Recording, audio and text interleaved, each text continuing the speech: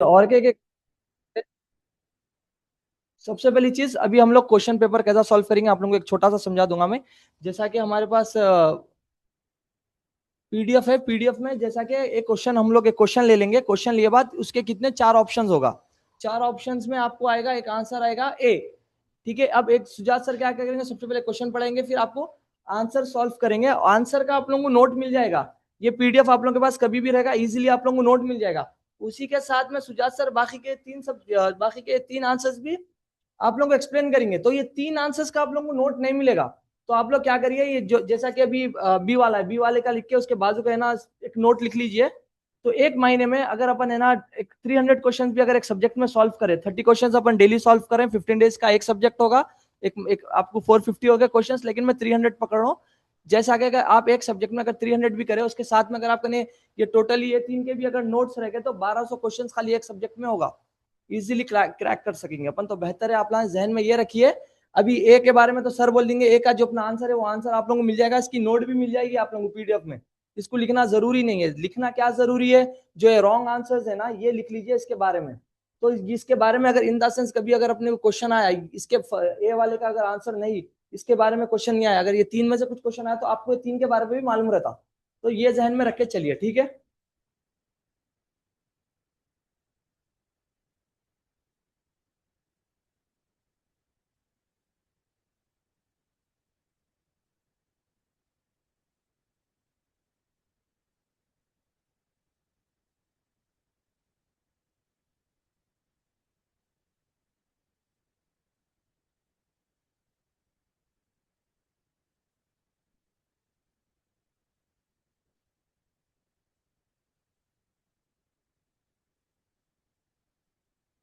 तो यस्टरडे कल कहाँ तक हुआ था कंप्लीट कल? 110 हो गया? 110 हुआ था? ये नहीं हुआ था? हाँ, 110 नहीं हुआ था तो कुछ दिख रहा ना बोर्ड तो आप लोगों के पास आपको drunken person if commits an offence is punishable provided he has intoxicated. ये पढ़े शायद ना, कल ये हुआ शायद ना, थोड़े चले गए शायद आप लोगों में से। अच्छा, आप लोग नहीं हुआ, हाँ, रोज चले गए। कब होता बोलते इंटॉक्सिकेटेड वॉलंटरली होता, अगर खुद ऑफेंस अगर इन्हें अगर इंटॉक्सिकेटेड वॉलंटरी खुद से करा अगर इंटॉक्सिकेशन तो इज लायबल। क्वेश्चन में क्या है, ड्रंकन पर्सन बोलते क्या होता, क्या मतलब है ड्रंकन पर्सन का? कौन है? If he commits an offence, if he commits an offence बोलता हूँ करा तो फिर ही इज पनिशेबल। मतलब हाँ, वही है प्रोवाइडेड, बोलता जो भी इसमें है उसमें से कोई भी ऑप्शन रहता, simple question is that. So he has intoxicated voluntarily, someone intoxicates him, someone commits the intoxication fraudulently, none of the above। तो इसमें सही आंसर क्या होता है, पढ़िए एक बार आप लोग। नेक्स्ट ऑप्शन क्या है? मतलब क्या हो, someone intoxicates him मतलब करा है। नेक्स्ट ऑप्शन क्या है? सी, someone commits the intoxication fraudulently, इसका मतलब क्या होता?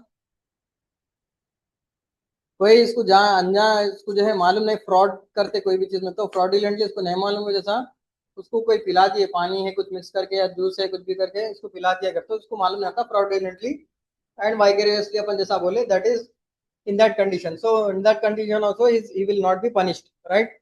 None of the above. तो तीनों कंडीशन है तो ये तो कैसा भी obviously it is not possible.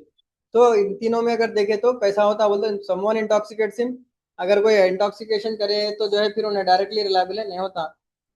commits offense intoxication fraudulently, ये भी नहीं होता, he has intoxicated voluntarily, खुद से जो है अगर कोई नशा करा कुछ लिया उन्हें तो देन ही इज पनिशेबल। ठीक है, ड्रंक एंड ड्राइविंग जो है प्रोहिबिटेड है, राइट? अगर ड्रंक एंड ड्राइविंग करे तो क्या होता है उसमें, जेल होती, चालान होता, राइट? तो what is that imprisonment, what ever it is, B it small B it a fine और imprisonment, the moment he commits an offense, whenever the offense attracts is punishable. Punishment may be 1 rupee also starting, or 1 day also if it is jail, or 1 hour also detention, right? So that is punishable. The moment what is present in the criminal law, the moment any person commits any offense he is liable for punishment, right? Isn't it? कोई offence करा कोई गलत करा तो उसके लिए उसको सजा है, राइट? तो उसमें ये इंटॉक्सिकेटेड है, राइट? समझ में आ गया ना? Person who commits an offence is punishable in the intoxication voluntary as the law does not excuse oneself induced self induced drunkenness, खुद से करा तो self induced. Under section 86 of IPC such person is treated as having the same knowledge as he were sober. जब जानबूझ के जब P रहा था उससे पहले उसको मालूम है अगर मैं पीऊंगा, पी के गाड़ी चलाऊंगा, कुछ ऑफेंस होगा, किसी को टक्कर होंगी या किसी को, मेरे को कुछ होगा या आगे वाले कुछ नुकसान होगा, तो he will be responsible, right? Isn't it? Despite that, उसके बावजूद मालूम रख के जो है इन्हें इंटॉक्सिकेशन कर रहा, तो उसको सजा मिलना नहीं मिलना? फिर only voluntary involuntarily intoxication where the person is incapable of understanding act may be a defense। कोई ऐसा पर्सन है जिसको जो है समझ नहीं है, कोई इसको पिला दिए, कोई जैसा अपन पढ़ते थे उसमें पढ़े थे अपन, अब नॉर्मल पर्सन है उसको कोई पिला दिए, उसको नहीं मालूम रहता, उसके बाद जाके उन्हें पी के कुछ भी करा, रोड पे जाके सो गया, गाड़ी उसके ऊपर चढ़ गई, तो कौन रिस्पॉन्सिबल है उसके लिए?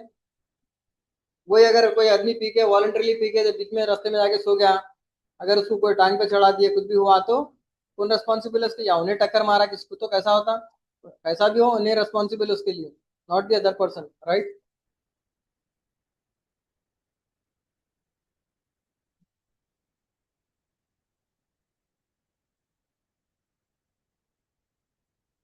What will why will be this punishment given to that such kind of person? ऐसे लोगों को सजा क्यों दी जाती? जेल हो या चालान हो, पेनल्टी,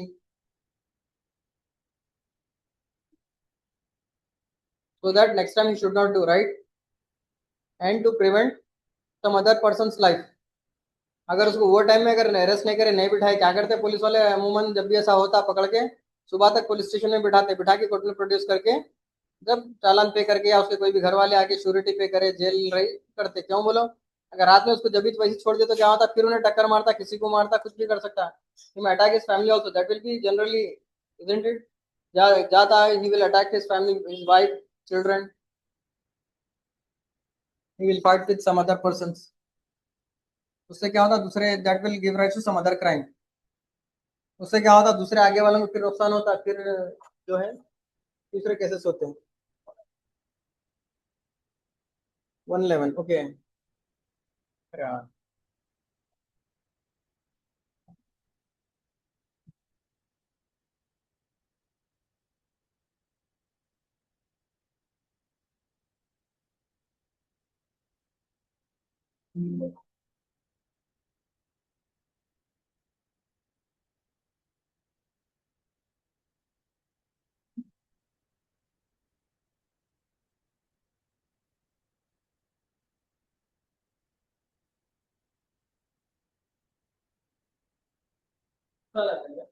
नहीं नहीं, वही चलेगा था आपको। 111, यहाँ पर नहीं, 111, 111 double 1 right to private defence हो गया। कौन सा पढ़े थे अभी अपन? 110 पढ़े थे ना? 110, अच्छा, okay. 111, 112 right to self defence. What is self defence का मतलब क्या है? कराटे सीखते, कराटे जो भी रहते हैं वो क्या रहता है, उसको क्या बोलते हैं? Self defence, not to harm any other person, just to defend whenever it is needed for your oneself। to self defense is available किसके लिए? self defense to defend oneself only, to defend oneself and any other, to defend the nation, none of the above। ये already हुआ शायद ना ये self defence का? Okay, so self defence means to defend oneself और any other. से पहले भी एग्जांपल शायद मैं दिया था, ये पढ़ाया था आप लोगों को। सेल्फ डिफेंस में अगर कहीं जा रहे हैं रास्ते में, अगर किसी का एक्सीडेंट हुआ या किसी को कोई मार रहे हैं, कर रहे हैं, तो अगर आपके ऊपर अगर कोई अटैक हुआ तो आप भी डिफेंस कर सकते हैं, या किसी और के ऊपर हो रहा तो आप उसको भी डिफेंड कर सकते हैं, right? That is what it says, to defend the nation. Self defence में नहीं आता, वो तो नेशन को डिफेंड कर रहे हैं। नन ऑफ द अबव तो नहीं होता कैसा? टू डिफेंड वन सेल्फ, खुद को प्रोटेक्ट करने के लिए नहीं है सेल्फ डिफेंस, दूसरों को भी प्रोटेक्ट कर सकते हैं आप। The right of private defence is available to defend oneself as well as any other person under the law. Section 97 of the IPC, one person can defend his own body and the body of any other person against offenses affecting the human body। आपको एक IPC में जो है एक chapter है offence against the body, उसमें क्या होता है, कई किस्म के लॉज रहते हैं उसमें भी, आईपीसी में आर्म फोर्सेस के रहते हैं स्टार्टिंग में। So that is however not applicable, but part of that has given. Why? Because if sometimes जो है any other, if army you have CRPF here, so any crime has been committed or अपने से हुई या उनसे हुई, so that will be concluded. IPC will include everything, but special laws जैसा कल पढ़ाया था, special laws भी लगते साथ में उसके, that will be added sections. So here under IPC what it says that body of one person and the body of another person, you can protect two bodies, one is yourself and the other is of another person. Therefore the right of self defense is not limited to oneself but extends to the protection of others also. आप जो है खुद की जान बचानी नहीं है, जो है किसी और की भी जान बचाते, ऐसा नहीं है कि आप किसी और की जान बचा रहे हैं तो वो आपके लिए क्राइम है, बोले ऐसा जुर्म है, नहीं है वैसा, आप दूसरों की भी जान बचा सकते हैं. Hold on, just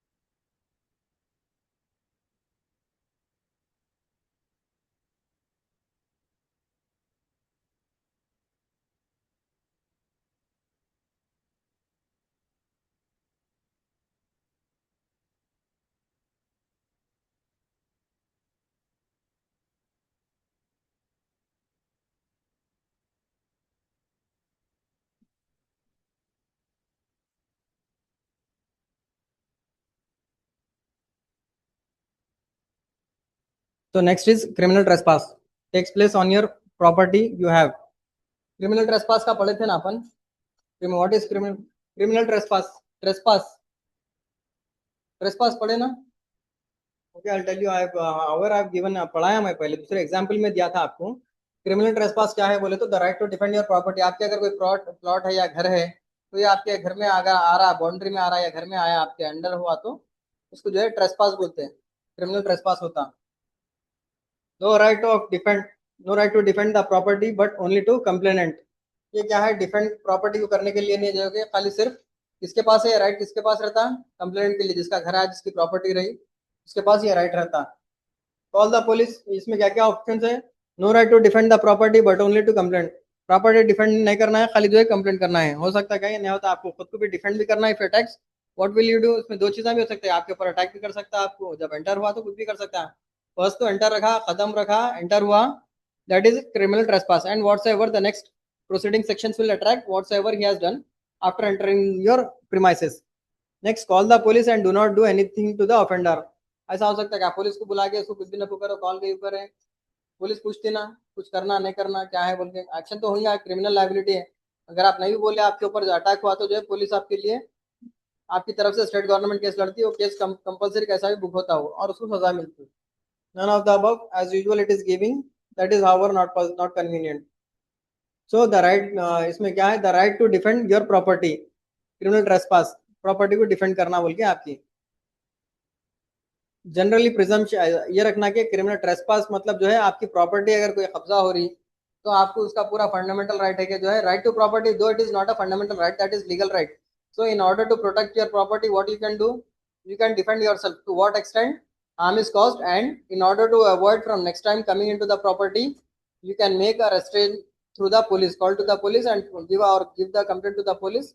Police will take action against him, right? Else what will happen, property कब्जा कर लेता, isn't it? So once complaint हुई, एंटर हुआ वाला बोले, वहां से पुलिस क्या करती, आती, कंप्लेंट करती, फिर उसको नहीं जाना बोल के सस्पेंड करती. Separately you can take order from the court also, right, on the civil side. This is what IPC. Next, abettor. Who is a person abettor? An abettor, ये भी हुआ शायद अबेटर का रिसेंट कुछ क्लासेस में, शायद recall करिए. नहीं नहीं, 120 बोल के नहीं है, अबेटर बोल के. ओके सावर, एन बेटर नहीं है, ये अबेटर है, ABETTOR, अबेटर. ये जो स्पेलिंग है ना यहाँ पर, ये करेक्ट स्पेलिंग है इसकी. एन अबेटर दैट इज, वो गलती से बाय मिसप्रिंट हुआ. सो अबेटर कौन होता है? Person who abdicates his responsibility. Second, who abducts a person. abduct का मतलब क्या होता? किडनैप से abduct है, राइट? किडनैप का ना सिमिलर वर्ड्स है ना, किडनैप और abduct. किडनैप और एबडक्ट में क्या फर्क है बोलिए?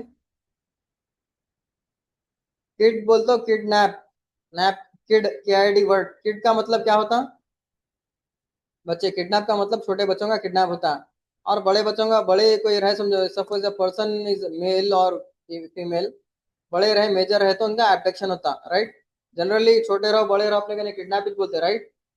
लेकिन that is not the correct terminology, in the legal terminology that is abduction. So अगर कोई बड़े रहे, अगर किसी का अगवा हुआ जैसा बोलते हैं अपन, उसको एबडक्शन बोलते हैं। एबडक्शन के लिए अगर किसी को करे, instigate a person to do something, an abettor is a person who instigates another to do something. Under section 107 of IPC, abetment includes instigation, conspiracy और इंटेंशनल एडिंग। अबेट इंक्लूड्स क्या क्या होता है अबेटमेंट में? अबेट खुद नहीं करता, उन्हें जो है किसी और से कराता काम।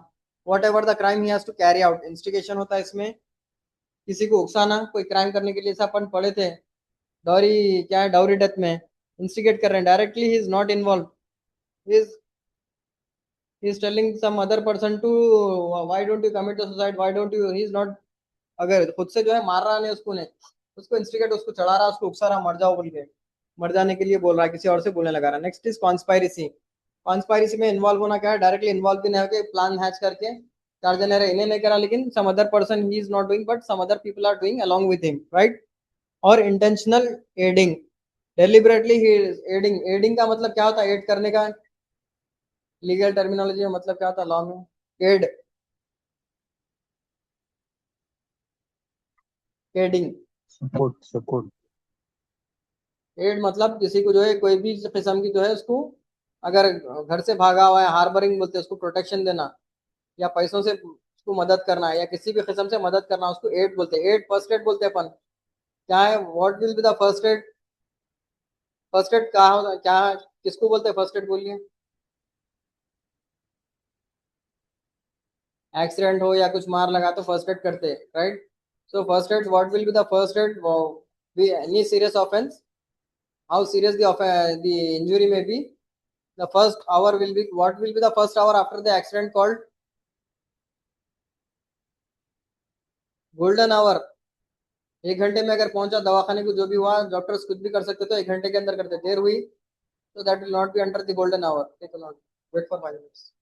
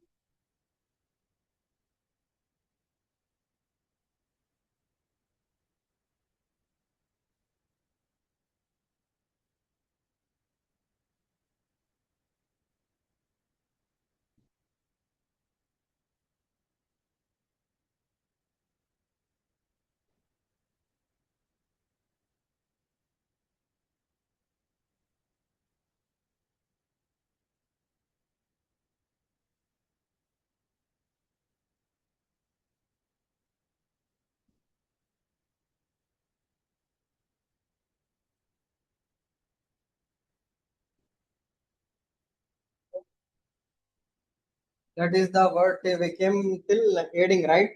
सो एड में क्या होता है? Who is exempted under aiding? अगर किसी को एड करें, कोई क्राइम करा, उसको एड कर रहे हैं, तो एग्जाम्पशंस में कौन, किसको एग्जाम्पशन रहता है उसमें? अगर कोई क्रिमिनल है, उसको कोई मदद कर रहे हैं, तो एक कोई एक रेस्ट्रिक्ट वो जो है उसको subject to restriction to some persons who will come under that category. First category, who will become, see, suppose if anything happens, who will come to the rescue of anybody? First, family, right? Family. So in that category, wife will be exempted in harboring, in case of harboring, right? Next. So I'm just giving you an example. So abduction होता है, abduction में जो abductor is a person who abducts, is responsibility abducts a person who instigates. इसमें क्या है? Abductor, sorry, abductor is a person who instigates some other person to do something, right? Abductor is a person who, right? This is also done. 170 section, इसको जो है 170 section लगता है, इसमें क्या क्या इंक्लूड होता है? Instigation, conspiracy and intentional aiding, right? Thus instigation is one of the form of abetment, but not only one. Not only one का मतलब क्या हो रहा? दूसरे ऑफेंसेस भी लग सकते हैं, इसको अट्रैक्ट हो सकते हैं, जैसा क्रिमिनल इंटिमिडेशन है, 506 है, क्रिमिनल कॉन्स्पायरेसी है, वो चीजें भी अट्रैक्ट होते हैं. 107 alone it will not be there, right? Life imprisonment extends to life of an offender, lifetime of the judge who gives the punishment for a period of 20 years, for a period of 40 years. So जब life time रहता, life जब देते हैं, life life will be given to which kind of persons, under which category? क्या करे तो फांसी की लाइफ सजा जो है, लाइफ इम्प्रिजनमेंट दिया जाता.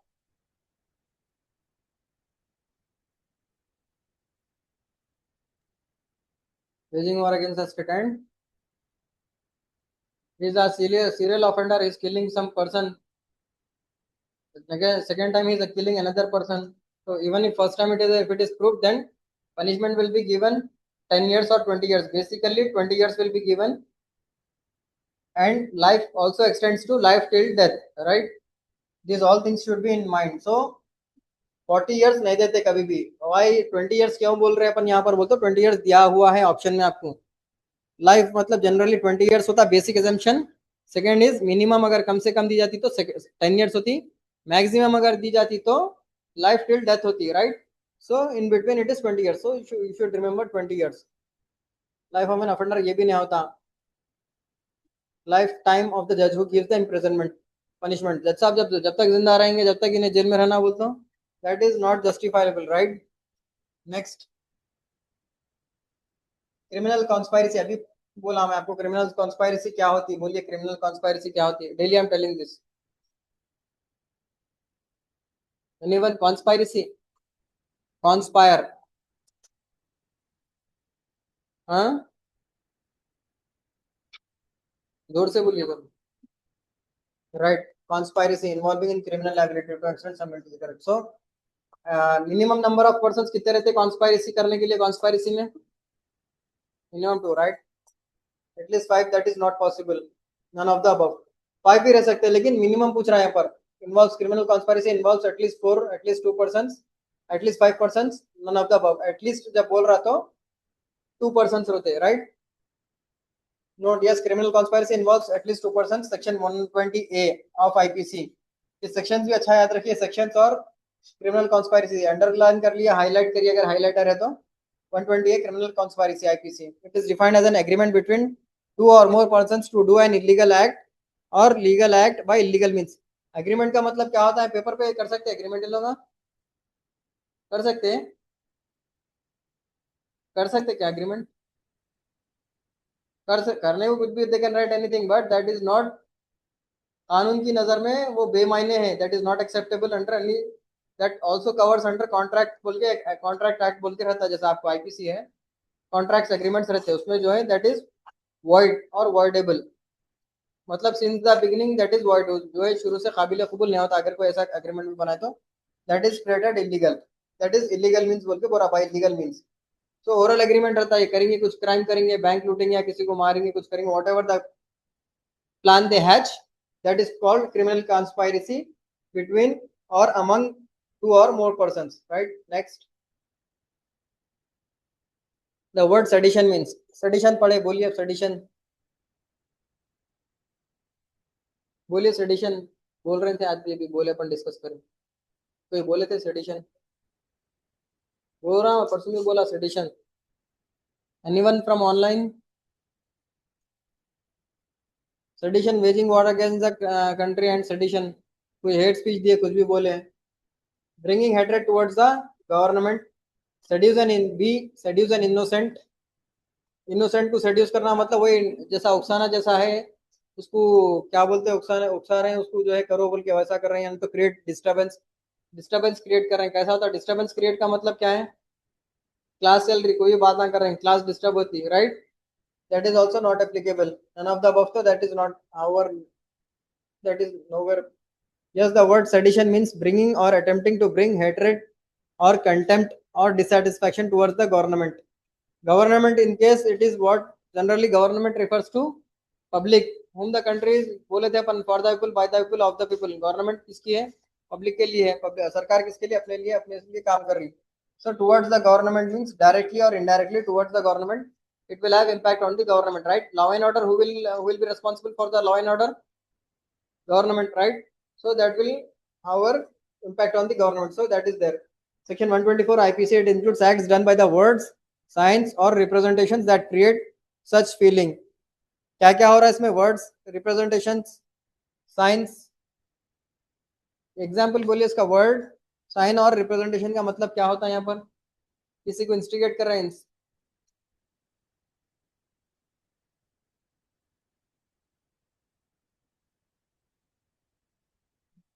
किसी को, someone, if a person belongs to some lower caste, so telling him directly or indirectly that you belong to such and such caste, abusing him, people will be like that only, you should do like that, you should not study, right? पढ़ना लिखना नहीं, right? Is it, ये होता नहीं होता? So the upper caste, generally what happens, the upper caste, they does not allow the lower caste people to enter their homes or their area or whatsoever, so they never, they want them to be equal. So they were already, always they want to keep them as lower, depending on their caste, to do that particular work only. See, like example I tell you, Kumar Basti niche, like road potters. So if they want to study, they earlier they won't have, they were not having any right to study, right to education, right? Now after the constitution came into existence after B.R. Ambedkar, and since then they got the rights and they are studying and they got all the rights, right? So words, either through words or signs or representations that create such feeling.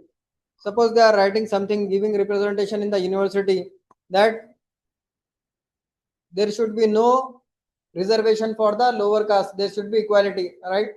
That is also right, but for the upliftment and development to bring equality, should there be reservation or not? Right? There should be reservation. So that it's a giving representation or creating such feeling. Our mere criticism of government policies without inciting hatred or disaffection is not sedition. अगर जो है कोई criticize कर रहे हैं, mere criticizing the government policies, that is your fundamental right to criticize the government, right? आप government को criticise कर सकते हैं, लेकिन विदाउट इंसाइडिंग हेट्रेड. उसमें जो है हेट्रेड नहीं रहना, कोई कम्युनल एंगल नहीं रहना, ये कम्युनिटी को, ये क्लास को ये सहूलत नको दियो बोल के, there should not be any such kind of conduct. Dissatisfaction और इज सेडिशन. सो अगर कुछ ऐसा बोलते ही करते हैं डायरेक्टली, इनडायरेक्टली या थ्रू साइंस, वर्ड्स और representation, that is sedition. Next is unlawful assembly. What is unlawful assembly? Assembly means what? Assembly of member of parliament. Assembly is their example. Is that the assembly? Parliament. Then what assembly means? What? Combined people of human beings. Assembly of criminals. Assembly of non-elected representatives. Forcefully entry into assembly. Assembly with criminal motive without sanction of law. So what is the correct answer? Assembly of criminal. Assembly with criminal motive. क्या होता है unlawful assembly का मतलब? जो भी है, whenever there is assembly, कोई दो गैंग्स के बीच में या लड़ाई हो गई, कोई दो फिरकों के बीच में लड़ाई हुई, तो वो क्या होता है? कोई मोटिव से रहता है. क्या मोटिव रहता है? क्रिमिनल इंटेंट ही रहता है, किसी को मारना, आगे वाले को नुकसान पहुंचाना, right? That will be there motive without sanction of law. Law अगर इसको, क्या लॉ परमिट कर रहा है ऐसा करो, क्रिमिनल एक्टिविटी इलीगल कोई कुछ करा तो करो बोल के? What is the law? Is to protect the rights of the individuals and the life of the person, right? तो वो नहीं होना बोल के law is there. So they are violating the law, so for that assembly is called criminal assembly. So unlawful assembly means criminal assembly. You should remember like that. हाँ, sections लगते हैं. So there are a lot में 144, 141. That is there, right? खासकर कुछ लगा discussion बनते थे तो मुझे लगा था बात करने के बाद ऐसा एक डेढ़ सौ तक बैठा नहीं करना नहीं बोले खासकर तीन साल मेरे करते देखते क्वेश्चन 144 141 लगा देते आप एक साथ लिखने के गैदर करना पुलिस वाले होता है तो मार के करके भी देखो कोई नहीं देखो तो जानते हो स्पीड हो रहा है आके मिला है. Even at night you should be aware that night there should be no assembly. चबूतरा mission चल रहा. So you cannot say, one cannot say that the people are arrested or beaten. They cannot say we do not know the law. तो रात में बैठना नहीं है. Unlock दो रहो या चार रहो, चार बोल के जरूरी नहीं है. दो रहो चबूतरे पे एक भी जने बैठे, दो जने बैठे तो they are treated as unlawful assembly, right?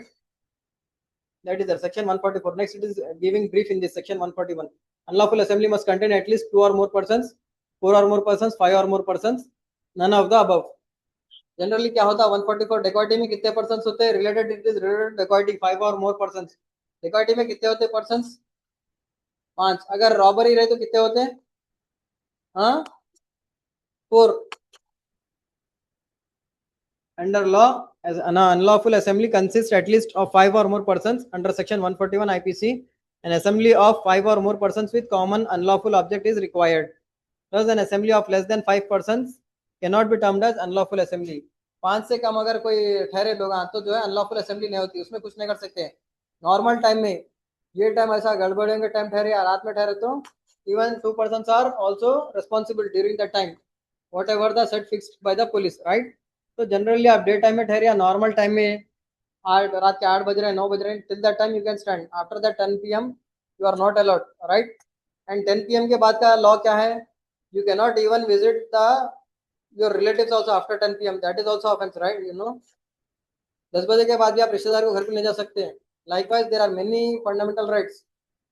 Right to sleep is also there. If someone disturbs your sleep, even that is also a violation of fundamental rights. Next, hope you understood this, right? Shall I proceed? Riot. See, these are all related sections in IPC. 120 riot means using force and violence by unlawful assembly to prosecute a common object of the assembly. Force, using force and violence मतलब क्या हो रहा है? Violence and force. What does the two words denote? ये force जो word है, force and violence. Violence का मतलब क्या होता है?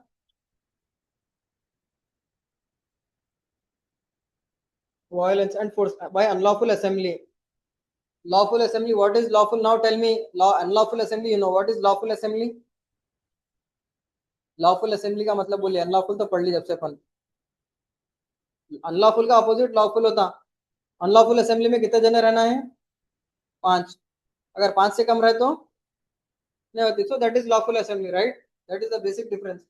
तो इसमें जो है 5 से कम आदमियां नहीं रहना, more than 5 or more than 5 assembly. And force, force जो है जैसा whatever kind of force with hands, legs or vehicles, machines, assembly to prosecute a common object. ये कई के लिए होता है? usually inciting hatred between the two communities. What will happen? दुकाना जला देते, तोड़ देते, घरा मारते, जो भी दिखे रोड पे, by violence by any one community against the another community, right? जला भी देते, houses, properties and persons also they will kill, beat, destroy. What all that means is that is violence. To run for life, जिंदगी बचाने के लिए भाग रहे तो राइट होता क्या? वो लाइफ नहीं होता. That is what. वो क्या होता? क्या लॉ होता? अगर कोई मारने आ रहा भाग रहे तो क्या होता? व्हाट किसके अंदर आता? That is also one of the self defence, right. To defend yourself, you are escaping from that. अगर कोई गैंग रही, ग्रुप रही, मारने आया तो आप क्या ठहरते, लड़ते? व्हाटएवर, कोई कुत्ता भी काटने आया तो क्या करते? भागते, पहले नहीं भागते. तो दैट इज व्हाट. तो you can even to escape from law, अगर कानून से बचना चाह रहे हैं, बच के भाग रहे हैं तो एस्केप, उसके लिए क्या होता? That is अनलॉ. राइट होता क्या? वो नहीं होता. एंड टू कमिट थेफ्ट, अगर थेफ्ट कर रहे हैं तो that also does not come under right. इसमें कोर्स में वायलेंस में क्या क्या होता बोलो? Even it includes theft also. लूटते, दुकान चोरी करते, लूटते, सब everything will include in violence and forceful assembly. So that is riot. कोई चीज नहीं छूटती इसमें, ऑफेंस में हर क्राइम का होता, पूरा पूरा अमलगमेशन मिलके क्या होता है, ये राइट बनता, राइट। नेक्स्ट अंडर सेक्शन 146, वो क्या था लास्ट सेक्शन पढ़े सो अपन, 141 to 144। next coming, this is 146 IPC writing means the use of force or violence by an unlawful assembly in prosecution of its common object। कोई public कोई force मिलके क्या कर रही है, कॉमन ऑब्जेक्ट क्या करना, कोई पर्टिकुलर एक दुकान को भी जलाना, मारना, तोड़ना, या कम्युनिटी को, दैट इज राइट। कोई एक एरिया पार्टिकुलर टारगेट करें कोई दूसरे एरिया वाले। Thus when an offence unlawful assembly uses force और violence to achieve its common object amounts to rioting. कोई कॉमन ऑब्जेक्ट, कोई गोल रहा है किसी को डिस्ट्रॉय करना, whatever, that amounts to rioting. Okay, it is completed. So next we will continue tomorrow, right? Any doubts? Thank you.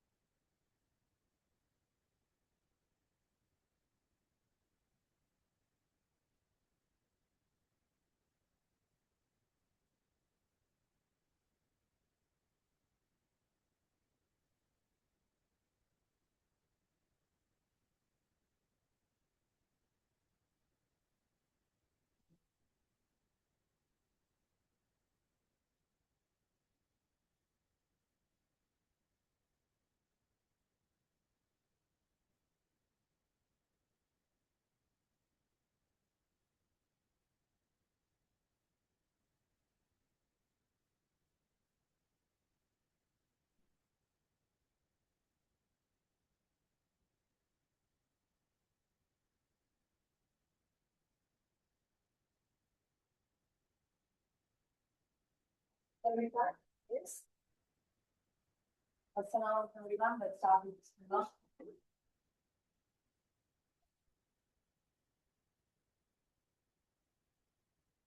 See, as I have told you, you will be getting weekly test, mock test. Did you enjoy your mock test? How was it? You read the entire content. Was it comfortable to get the answers from that content? Why are we giving you these contents means because you should have some reading habit. Okay. Basically, only going with the MCQs is like earlier one of the boy asked me, ma'am, we need some content also. So that, apart from only few answers about the MCQs, we would like to have more of extraordinary knowledge because we are not sure that exactly MCQs what your teaching may come in with. So that's why we have given you content to read. See, those contents are very important. Most questions come from those contents only. That's why we have selected. Now let's start with the first question of the day. Corbett National Park is in the state of option 1 Bihar, UP, West Bengal, Assam. So basically this word Corbett is the name of a person. As you have maybe heard about him in your English language, he used to write about snakes. Okay, so he is none other than Jim Corbett.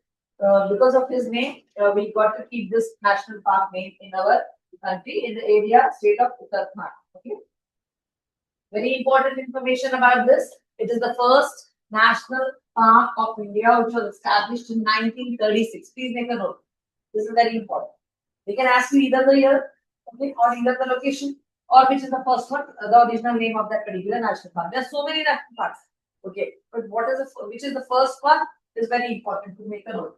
And why is it famous for? What is it famous for? Bengal tigers and rich wildlife biodiversity. Okay, and major part of that is tiger reserve. Okay. Which one of the following is a kharif crop? Basically, what is kharif crop? Kharif crop क्या होता है बेटा? वो मौसम जिसके दरमियान ये खेतीबाड़ी होती है. ओके, जून जुलाई. या जून जुलाई इज द टाइम जब ये बीज बोते हैं.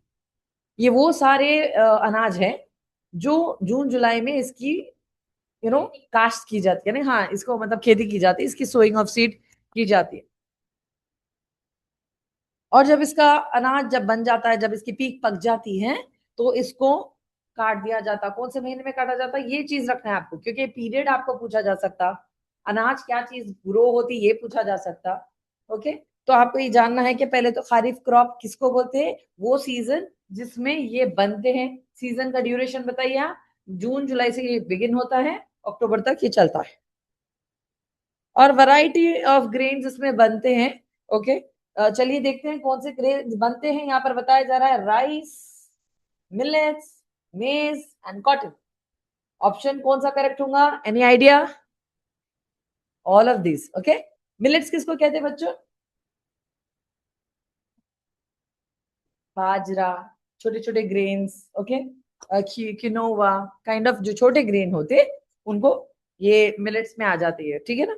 सो अगर आपको सुनना है तो मैं बताती हूँ, बाजरा है, रागी है, somebody से सामा, तानुआ। ओके, ये वाले स्मॉल सीडेड ग्रेन्स जो होते हैं उनको मिलेट कहते हैं। एंड ये सारे हमारे इंडिया में ये ड्यूरेशन में ग्रो होते हैं। Okay, from June it starts, मतलब इसको सो करते हैं, उसके बाद अक्टूबर तक इसको काट भी देते, इसका फसल हो जाती है, and they make it done. Next comes, all of this is the correct answer. चलिए थोड़ा ब्रीफिंग कर लेंगे। A kharif crop is one that is sown with the onset of monsoons.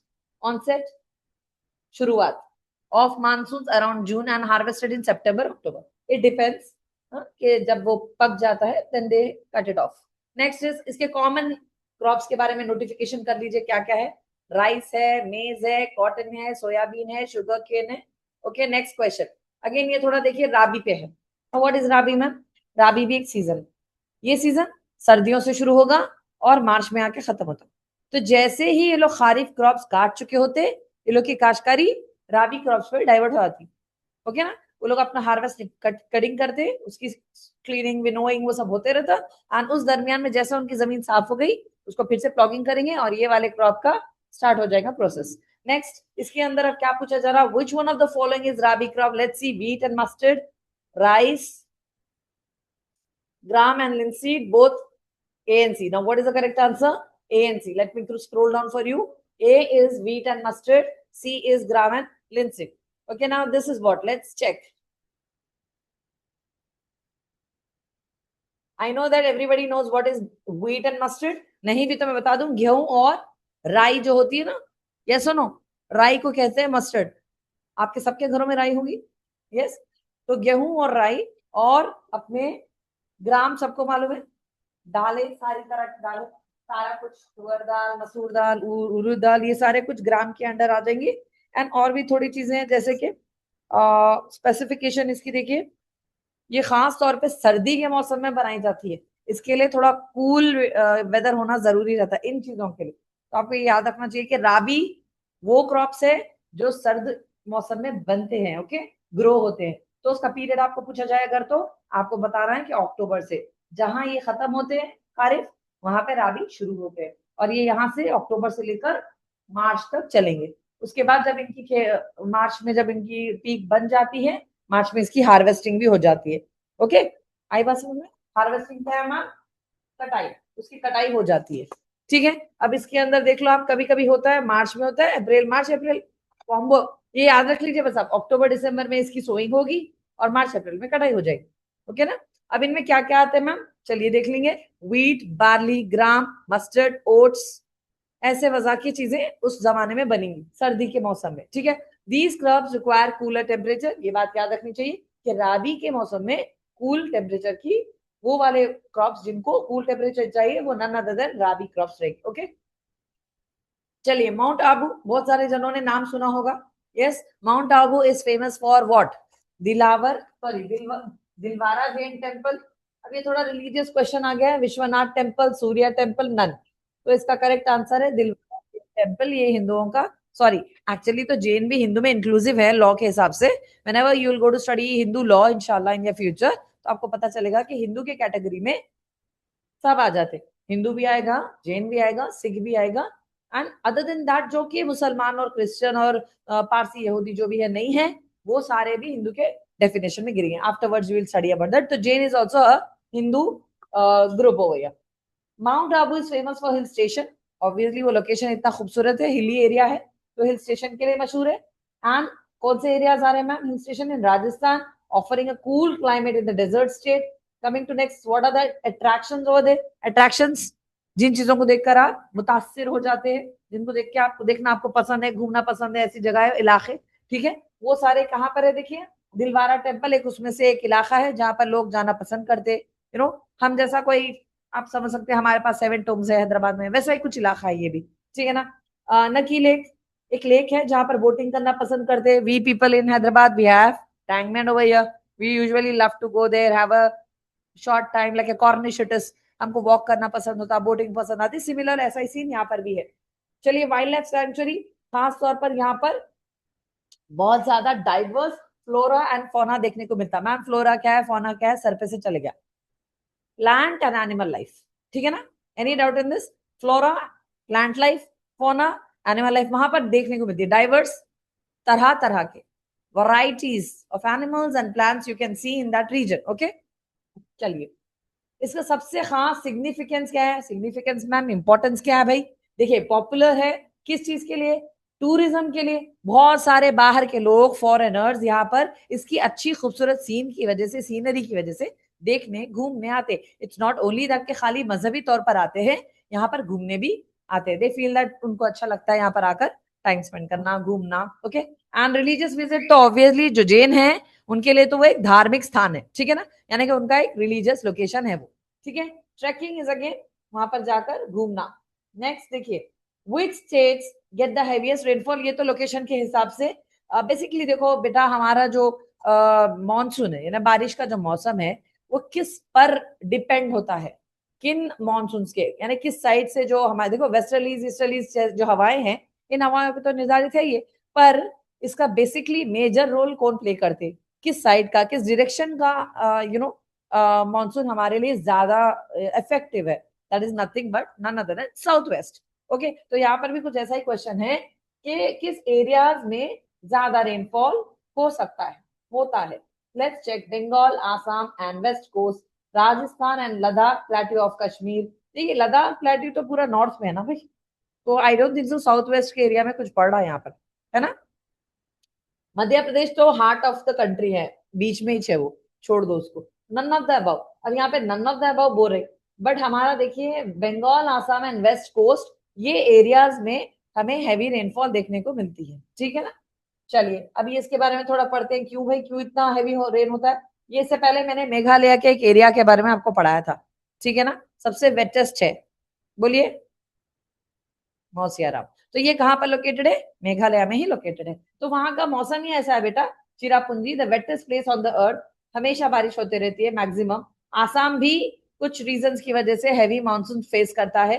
Arunachal Pradesh specially eastern Himalayan region, West Bengal भी particularly the Sundarbans and northern district. देखिए सुंदरबंस कहाँ पर है? जहाँ डेल्टा है वहां पर ही सुंदरबंस मैंग्रोव फॉरेस्ट का टच लिंक है। तो ये सारा एरिया, अरुणाचल, वेस्ट बंगाल, आसाम, मेघालय, ये सारे एरियाज में आपको बारिश ज्यादा से ज्यादा देखने को मिलेगी, ठीक है ना।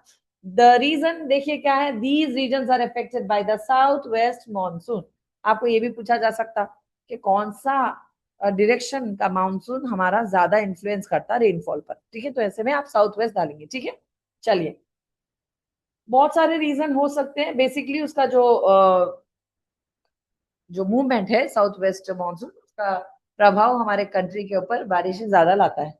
The south west monsoon starts in, अब यहाँ पर ड्यूरेशन भी पूछ दिए, देखिए south west monsoon starts in, first option month of May and June, next month of November January, month of February March, and option fourth is 1 and 2।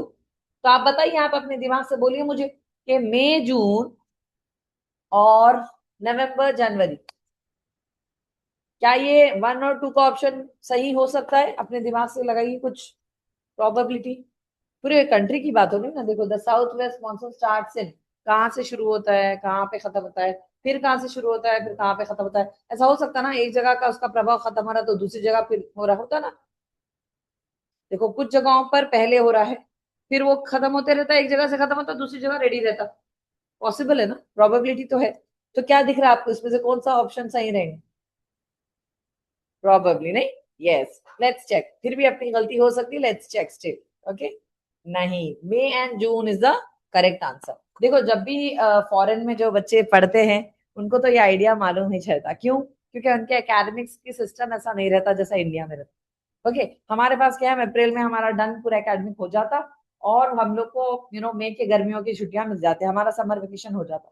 But जो बाहर रहते उनको समर वेकेशन नहीं मिलता, उनको रेनी वेकेशन मिलता है, मानसून वेकेशन। ठीक है, तो वो लोग को हमेशा क्या करते हैं, उन फॉरेन कंट्रीज के जो लोग रहते उन लोग को बारिशों में छुट्टियां देकर भिजा देते, जैसे कि जून एंड जुलाई। उन लोग का वर्किंग मंथ में रहता लास्ट एंड फाइनल, एंड उनको भिजा दिया जाता, जाइए बेटा आपके हॉलीडेज एंजॉय करके आइए, क्योंकि उन एरियाज में समर रहता। मिडिल ईस्ट एरिया में या थोड़ा वैसे लोकेशन में उनके पास गर्मियां रहती, तो लोग जब वो गर्मियों की छुट्टियां उनको देते। बट अनफॉर्चुनेटली जो इंडियंस है, जो इस तरफ के एरिया के रहने वाले बच्चे हैं, वहां से इधर आए वक्त पे यहाँ तक उनका समर शुरू होते रहता, हमारा रेनी सीजन शुरू हो जाता। ठीक है, तो उन लोग को मालूम है May and June is the correct answer. चलिए let's read. The south west monsoon in India typically starts in the Kerala, usual onset around 1 June. आप लोगों को तो मालूम होगा कि जून में मिरिक लगी लगी बोलते कुछ भी, that is I don't know the scientific thing, movement of the, I don't know what is that. Hits Kerala first, then moves northward along the western coast and spreads over the rest of India. देखिए शुरू कहां से हो रहा है, केरला से शुरू हो रहा है। ओके, वेस्ट कोस्ट को हिट कर रहा है, वेस्ट कोस्ट पूरा जो हमारा गुजरात से लेके केरला तक जा रहा है वो पूरा वेस्ट कोस्ट है। फिर जैसे जैसे वो स्प्रेड होते जाएगा, ऑनसेट ऑफ मानसून सब जगह पर शुरू हो जाएगा। तो दैट इज इट। ओके, ये याद रख लीजिए। और सिग्निफिकेंस क्या है इसके बाद, कि मेजर रेनफॉल सारे इलाकों में होगा। पहली बात क्रूशल क्या है भाई, कि यहाँ पर हमको खारिफ क्रॉप का स्टार्ट हो जाना चाहिए, ठीक है ना, और वाटर रिसोर्सेज की उस टाइम पे जरूरत पड़ती है, दैट इज द रीजन हम ये वाले क्रॉप ग्रो करें। चलिए, India gets about 90% of total rainfall from dash. अभी जो हमने आंसर किया वही आंसर है, south west is the correct answer. ठीक है ना, याद रहना है, south west is the correct answer specially for rainfall. यानी देखो मेजर 90% ऑफ रेनफॉल पूरे भारत का साउथ वेस्ट मानसून पे ही निर्भर है। ठीक है, एनी डाउट? याद रहेगा ना, साउथ वेस्ट मानसून पर ही डिपेंडेंट है। ठीक है, नेक्स्ट पढ़ लेते हैं थोड़ा। India gets about 90% of its total rainfall from the south west monsoon. Timing note कर लीजिए, June to September. Significance agriculture का है, वाटर रिसोर्स है, रिवर फ्लो है, और इसका इफेक्ट किस पे पड़ेगा, वेस्ट कोस्ट पे पड़ेगा, नॉर्थ ईस्टर्न स्टेट्स पे पड़ेगा, इवन तो सेंट्रल इंडिया पर भी इसका प्रभाव पड़ेगा। चलिए, the following states and UTs have a common high court. अब ये थोड़ा क्या है, जरा थोड़ा ज्योग्राफी से हटके, हाँ, but it is all about location. High court का लोकेशन पूछ रहे हैं आपसे, let's see. Common high court कहां पर होगा, लेट्स चेक। देखिए यहाँ पर बोल रहे Manipur, Meghalaya, Nagaland, Mizoram, Punjab, Haryana, Tamil Nadu, Pondicherry, west Bengal, Andaman and Nicobar island. Ma'am इतने सारे जनों का एक साथ कैसा हो सकता? देखिए मेजर तो अपने पास 28 स्टेट्स हैं और 7 यूटीज है। ओके, बट ओवरऑल हमारे देश में 25 हाई कोर्ट्स अभी एट प्रेजेंट है, यानी कि हर स्टेट में हमारे पास हाई कोर्ट है। बट चंद जो चीजें नहीं, मैं बता रही हूँ ना, आप देखो, आप 28 + 7, 28 में से 25 निकाल दीजिए आप, 3 यहाँ के, 7 7 8 9 10, तो यहाँ पर अपने ऑप्शन में गिनते हैं 10 है या नहीं है। 1 2 3 4 5 6 7 8 9 10। आई बात समझ में? हमारे पास 25 हाई कोर्ट्स अभी अवेलेबल है, बाकी के तमाम जो 10 बाकी है वो इस ऑप्शन में उन्होंने डिजाइन करके दे दिया है, पूरे ABCD, और टोटली लास्ट में बता दिया कि ऑल ऑफ दिस। तो आपको ये समझ में आना चाहिए कि 25 स्टेट्स में हाई कोर्ट अवेलेबल है, उनका अपना खुद का इंडिपेंडेंट। ओके, बकाया जितने सारे यूटीज और अदर देन दैट 2 स्टेट्स उसमें नहीं है। ओके, 3 स्टेट्स में नहीं है, और अदर देन दैट 7 यूनियन, तो उनका एक कॉमन हाई कोर्ट है। जितने भी सारे यहाँ के केसेस रहेंगे, ये सारा का ज्यूरिसडिक्शन एक ही हाई कोर्ट में दिखा देगा। What is jurisdiction ma'am? वो जगह जहां पर केस की सुनवाई हो सकती है, उस एरिया में सारे ये एरियाज के कोर्ट के केसेस वो एक ही हाई कोर्ट की ज्यूरिसडिक्शन में आएंगे, अंतर्गत। ओके ना, एनी डाउट इन दिस? सारा मामलात ये सारे एरियाज का एक ही कॉमन हाई कोर्ट में आएगा। ठीक है, बिकॉज इन लोग के पास अपने पर्सनल हाई कोर्ट्स नहीं है।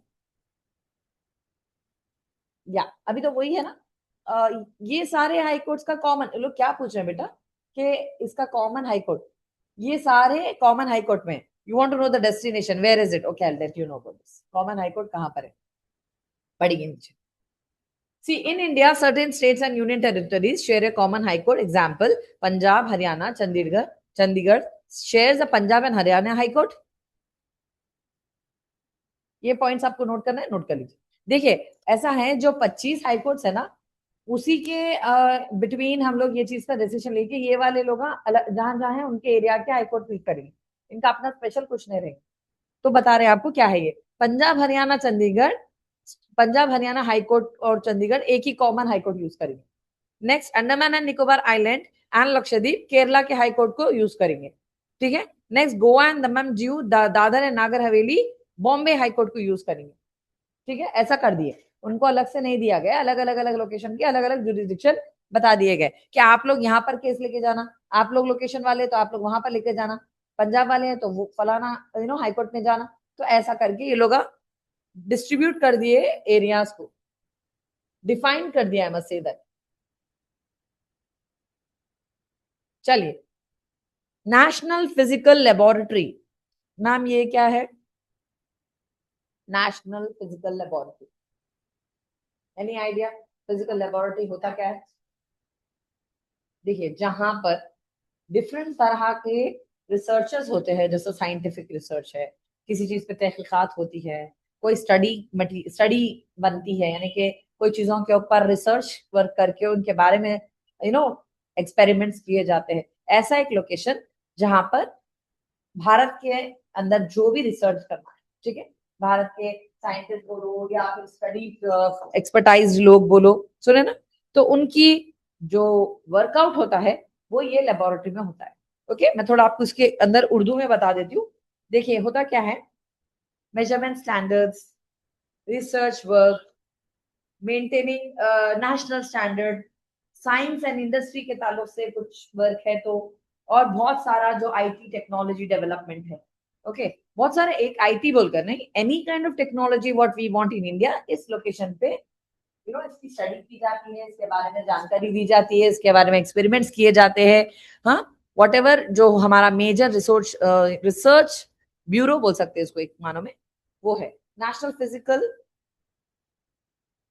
Physical laboratory is located eight. अब ये जो है, ये किस शहर में, ये किस स्टेट में मौजूद है, ये बात समझना है आपने को। मद्रास, हैदराबाद, दिल्ली एंड बॉम्बे।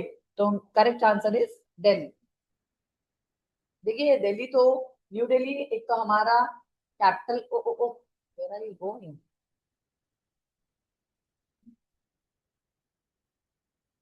चलिए, this national physical laboratory NPL is located at New Delhi, at the capital of our country. Next, premier research laboratory in physical sciences. जैसे आप लोग already you have been into 10th and you know what is physical sciences, I don't need to say much about it. इन तरह के experiment जो physical sciences के हैं या फिर इवन बायोलॉजिकल, इन तरह की सारी चीजों को भी यहाँ पर किया जाता है। Works on measurement standards, material science, advance instrumentation, IT technology, okay ना, वो सारा कुछ वो लेबोरेटरी में होता है। National laboratory, it is located in new Delhi, okay, and वो एक हमारे देश का कैपिटल भी है, ठीक है। Capital city of our country is the one who is responsible. Most of the leather goods industry is located at, most of the, यहाँ पर क्या बोल रहे हैं, most of the. See, question पूछ रहे हैं तो क्वेश्चन को समझिए। Most of the leather industry कहां पर है, लेदर गुड्स इंडस्ट्री कहां पर है? Kanpur, Calcutta, Madras, Agra, Hyderabad. Now they are saying even both 1 and 2। तो कभी कभी जब 1 and 2 ऐसे टाइप के क्वेश्चन आते हैं, थोड़ा फोकस करना कि क्यों पूछा जा रहा है ऐसा, कि कानपुर, कलकत्ता, मद्रास, आगरा, यहाँ पर हम इन चारों को इंक्लूसिव पढ़ेंगे और आंसर इज बोथ 1 and 2। देखते हैं, let's see why is it so famous for. Most of the leather goods industry in India is located at Kanpur. Reason, significance, why? Kanpur is known as the leather city of India. जैसे मैंने आपको इससे पहले पढ़ाया कि जब हम बात सिलिकॉन सिटी की करेंगे, सिलिकॉन वैली ऑफ इंडिया करेंगे, तो बैंगलोर आएगा, बिकॉज बहुत ज्यादा आईटी हब वहां पर है, ओके। और बहुत सारे मैन्युफैक्चरिंग के बारे में भी हम ऑलरेडी पढ़ चुके हैं। कॉटन कहाँ पर बनता है, वीट कहाँ पर बनता है, राइस कहाँ पर ज्यादा बनता है। अब ये बताना है यहाँ पर लेदर का, यानी ये जो कानपुर है, इसको टाइटल मिला है leather city of our country India. Major hub for shoes, belts, bags and other leather products, leather industry contributes significantly to export and employment. Simple, आपको बेसिक इंफॉर्मेशन मिली है ना। अभी यहाँ पर बात कर रहे हैं हम ग्लास की। आप सबको मालूम है ये एलिमेंट्स के बारे में ऑलरेडी आप पढ़ चुके हैं। हमारा देश इन सब चीजों में कहाँ कहाँ पर कौन सा स्टेट ज्यादा एक्सपर्टाइज है या मास्टरपीस है, वही हम इसमें पढ़ रहे हैं। Glass manufacturing industries mostly located इन, ऐसे तो देखो बेटा इंडस्ट्रीज बहुत सारे हैं, पर कहाँ पर कौन से हैं वो देखना जरूरी है। UP, WB that is west Bengal and Maharashtra, Andhra Pradesh, Tamil Nadu, none of the above. कभी ऐसा होता है कि ऐसे में कोई भी आंसर सही नहीं रहता, इसलिए नन ऑफ द अबव भी केयरफुली चेक करना पड़ेगा। अब यहाँ पर करेक्ट आंसर है UP, west Bengal and Maharashtra. Reason ma'am, glass का ऐसा क्या चीज है? The glass manufacturing industry in India is mostly located in west Bengal. Okay, ज्यादा मात्रा में ओके वेस्ट बंगाल में इसका प्रोडक्शन होता है। Glass manufacturing production same, both the words are same terms. Okay, now major centres क्या है? देखिए Kolkata, Firozabad, Uttar Pradesh and Maharashtra for specific types of glass. यानी ग्लास में भी वैरायटीज है, तो हर स्टेट हर अलग टाइप के ग्लासेस की स्पेशलिटी रखता है यहाँ पर, ठीक है, क्योंकि यहाँ पर स्पेसिफिकली महाराष्ट्र के कुछ अलग टाइप्स के ग्लास भी बन रहे हैं। नाउ इंपॉर्टेंस एंड सिग्निफिकेंस क्या है? West Bengal has raw material like silica sand. देखिए सिलिका सैंड एक ऐसा तत्व है जिससे हम ग्लास बना सकते हैं, तो इसका जो मौजूदगी है इस चीज की, ये हमारे वेस्ट बंगाल में ज्यादा है, जिसकी वजह से हम बहुत सारी चीजें बनाते हैं। Producers container glass, sheet glass, speciality glass, बहुत सारे डिफरेंट वैरायटीज है ग्लासेस की। अगर हम पढ़ने बैठे तो that will be a major lecture then further then. चलिए पेपर इंडस्ट्री, अब हम आज कुछ ज्यादा ही अपन इंडस्ट्रीज की बातें करें, ठीक है ना।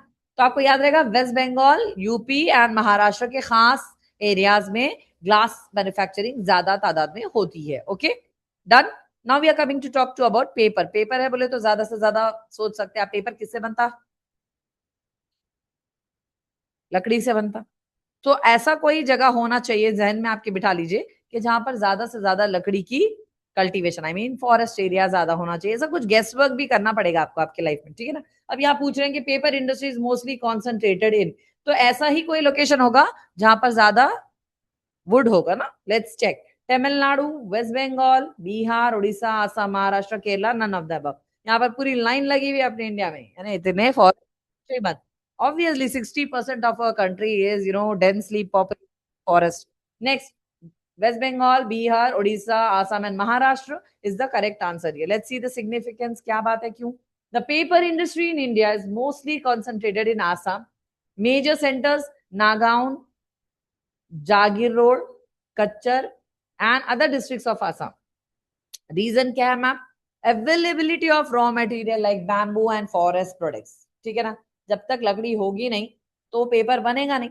तो जहां पर बैम्बू और लकड़ी है, ओके, फॉरेस्ट प्रोडक्ट्स है, तभी वहां पर पेपर की इंडस्ट्रीज इंस्टॉल की जाएंगी। Okay, so this is the one of the reason आपको समझ में आना चाहिए कि raw materials like bamboo and forest products abundant में है, इसीलिए ये इंडस्ट्री कर सकती है। Plus water supply also. Other state with significant paper industries, और भी ऑप्शन उसमें पूरे थे ना। चलिए वेस्ट बंगाल, महाराष्ट्र एंड मध्य प्रदेश। मध्य प्रदेश तो ऑब्वियसली फॉरेस्टों से घिरा हुआ है, तो होगा। महाराष्ट्र में भी कुछ उसका स्ट्रेच जा रहा है, वेस्ट बंगाल भी टच हो रहा है डेल्टा की तरफ, तो ये तो पूरे फॉरेस्ट अवेलेबल है ना, तो ऑब्वियसली बैम्बू भी बनेगा। Newsprint is manufactured at, okay, आज पूरे आपको मैन्युफैक्चरिंग के चाह रहे हैं। Okay, Nepanagar, it's in MP, Hyderabad, Madras, all the three. Let's check. Nepanagar is the correct answer. Why, ma'am?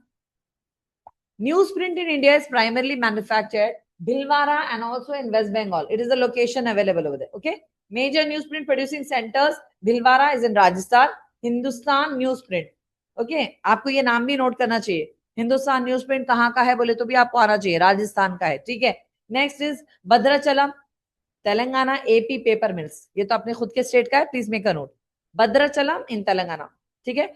हमेशा एमसीक्यूज आपके एन नंबर ऑफ स्टाइल्स में आ सकते हैं बेटा, ठीक है। जितनी भी नॉलेज हम दे रहे हैं उतना तो आपके लिए बेसिक है, जितना ज्यादा आप रिसर्च करेंगे उतना ज्यादा आपकी नॉलेज बढ़ेगी। तो तेलंगाना का एरिया का जो है वो Bhadrakulam. Next is Kolkata West Bengal news print India limited.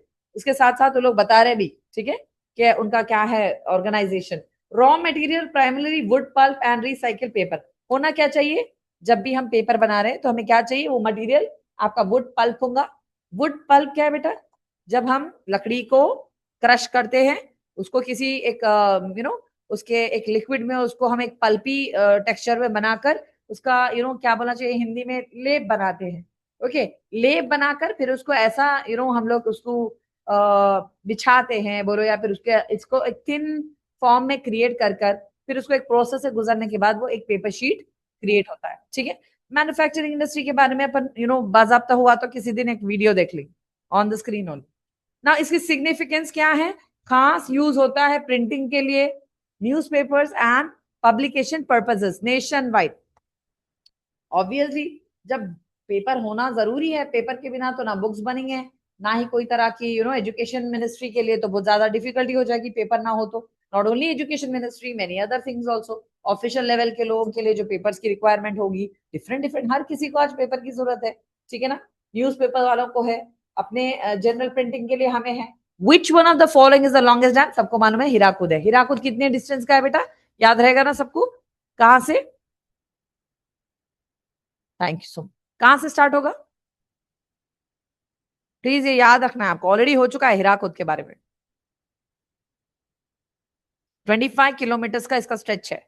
Okay, 25.8 kilometre का इसका स्ट्रेच है। ये स्टार्ट हो रहा है अराउंड, देखिए ये एक्चुअली बेसिकली ये लोकेशन देखो आप गौर से कि इसका हीराकुद कहां पर बन रहा है। ओके, जो अपने विंध्या है, विंध्या रीजन के पास से जो स्टार्ट होगा तो it stretch towards this side, sorry not the left side, this side. तो इसकी रेंज कितनी है? पूरे मिडिल इंडिया में कहीं ये डैम बना हुआ है, रिवर्स गोदावरी वगैरह सब इसमें इन्वॉल्व है। इसका बहुत ज्यादा स्ट्रेच है, 25 किलोमीटर लगातार ये चलता जाएगा।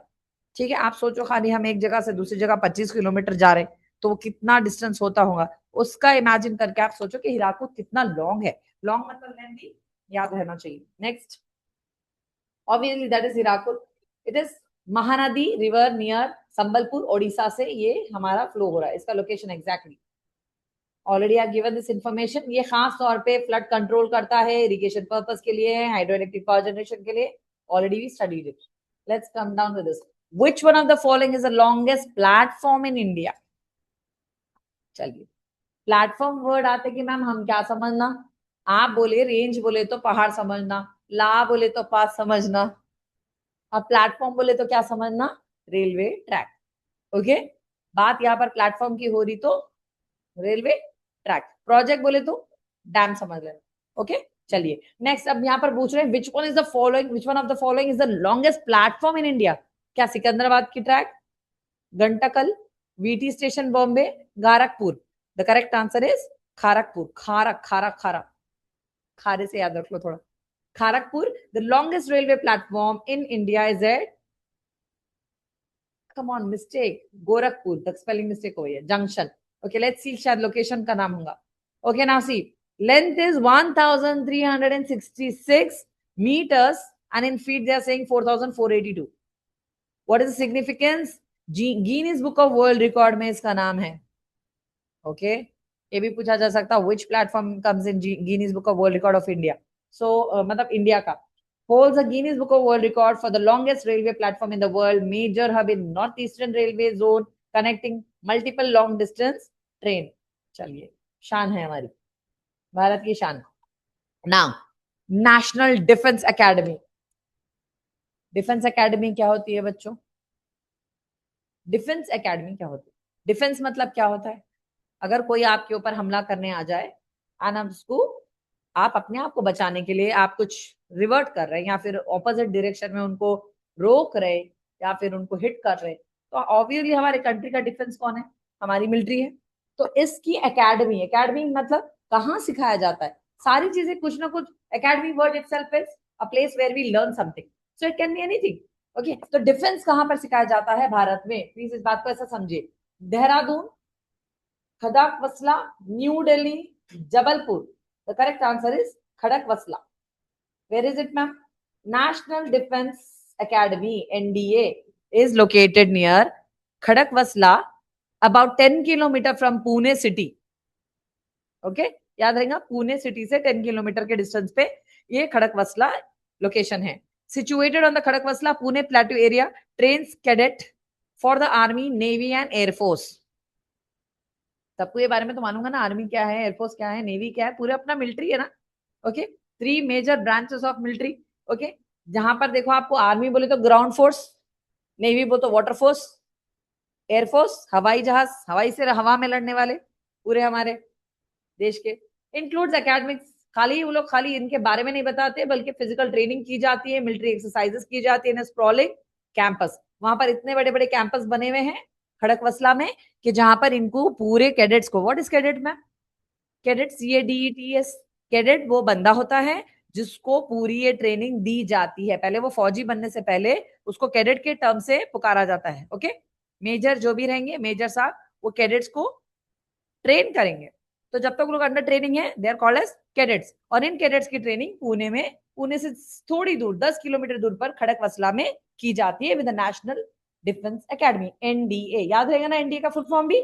चलिए next, the Ganga Indus plain widens from, कहां से कहां तक है? आपको तो इंडस मालूम है कि मैम ऊपर है, नॉर्थ में है, बट सी इंडस पूरा देश भारत का नहीं है। मतलब पहले तो ये पूरा अखंड भारत था, यानी पाकिस्तान बना लो, बांग्लादेश, ये सब हमारे अंदर अंतर्गत आते थे। बट ये फ्रीडम के बाद, इंडिपेंडेंस के बाद पाकिस्तान अलग हो गया, ये अलग हो गया, यू नो। तो अब हमारा क्या हुआ, इंडस जो हमारे कराची तक बहती, नीचे तक कराची में फ्लो थी, ऊपर से नीचे तक पूरी पाकिस्तान में उसकी लाइन जाती है पूरी इंडस की, नीचे जाके अगेन वो अरेबियन सी में मर्ज होती। बट होना क्या है मैम, हमें बात क्या बताना है मैम, कि इसका खाली गंगा का इंडस तक का जो हिस्सा है वो क्या है, कहां से कहां तक है?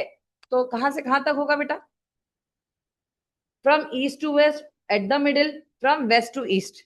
अब क्योंकि हम पाकिस्तान के अंदर की बात नहीं कर रहे, बट वो क्योंकि west side of the country से, देखो भाई पाकिस्तान के अंदर चले जा रही है, सही बात है, बट हमारा कौन सा कोस्ट है? वो वेस्टर्न कोस्ट है। वेस्ट से ईस्ट में हमारे गंगा है, तो हमको खाली वो एरिया से गंगा तक की बात बताना है। हमारे इंडिया के बाहर बाहर हम बात नहीं करें, इंडिया के बाहर तो बाहर जा रही हो, बट उसकी जो ट्रिब्यूटरीज है, जैसे झेलम है, सतलुज है, बीज है, वो सारे हमारे इंडिया के अंदर है। तो वो एरिया से गंगा तक का जो डिस्टेंस है उसको बताओ, बोल रहे हैं वो लोग, कितना वाइड है। तो कहां से? वेस्ट टू ईस्ट है। हम शुरू वेस्ट से करके ईस्ट के अंदर आ जाएंगे, ईस्ट में गंगा रहेंगी हमारी, ठीक है ना। So correct answer is from west to east. Now the Ganga Indus plain widens as it moves eastward. The plain is formed by alluvial deposit of river like Ganga. अब यहाँ पर alluvial soil ज्यादा मात्रा में है। Yamuna and Indus का तीनों का मर्ज है यहाँ पर। In the western part Punjab region the plain is relatively narrow. जहां पर पंजाब की बात आ रही, पंजाब के रीजन में ये थोड़ी नदी नैरो हो रही है, बाद में जाकर हिमालय अरावली रेंजेस के फुट हिल्स के पास थोड़ा वाइडन हो रही है। देन उसके बाद ये उत्तर प्रदेश, बिहार, वेस्ट बंगाल, पूरा इंडो गैंजेटिक प्लेन को ये पानी फैसिलिटेट कर रही है, ठीक है। नेक्स्ट, इसकी इंपॉर्टेंस क्या है ma'am? Provides fertile soil for agriculture. Fertile soil क्या है मैम? बैरन क्या होता है?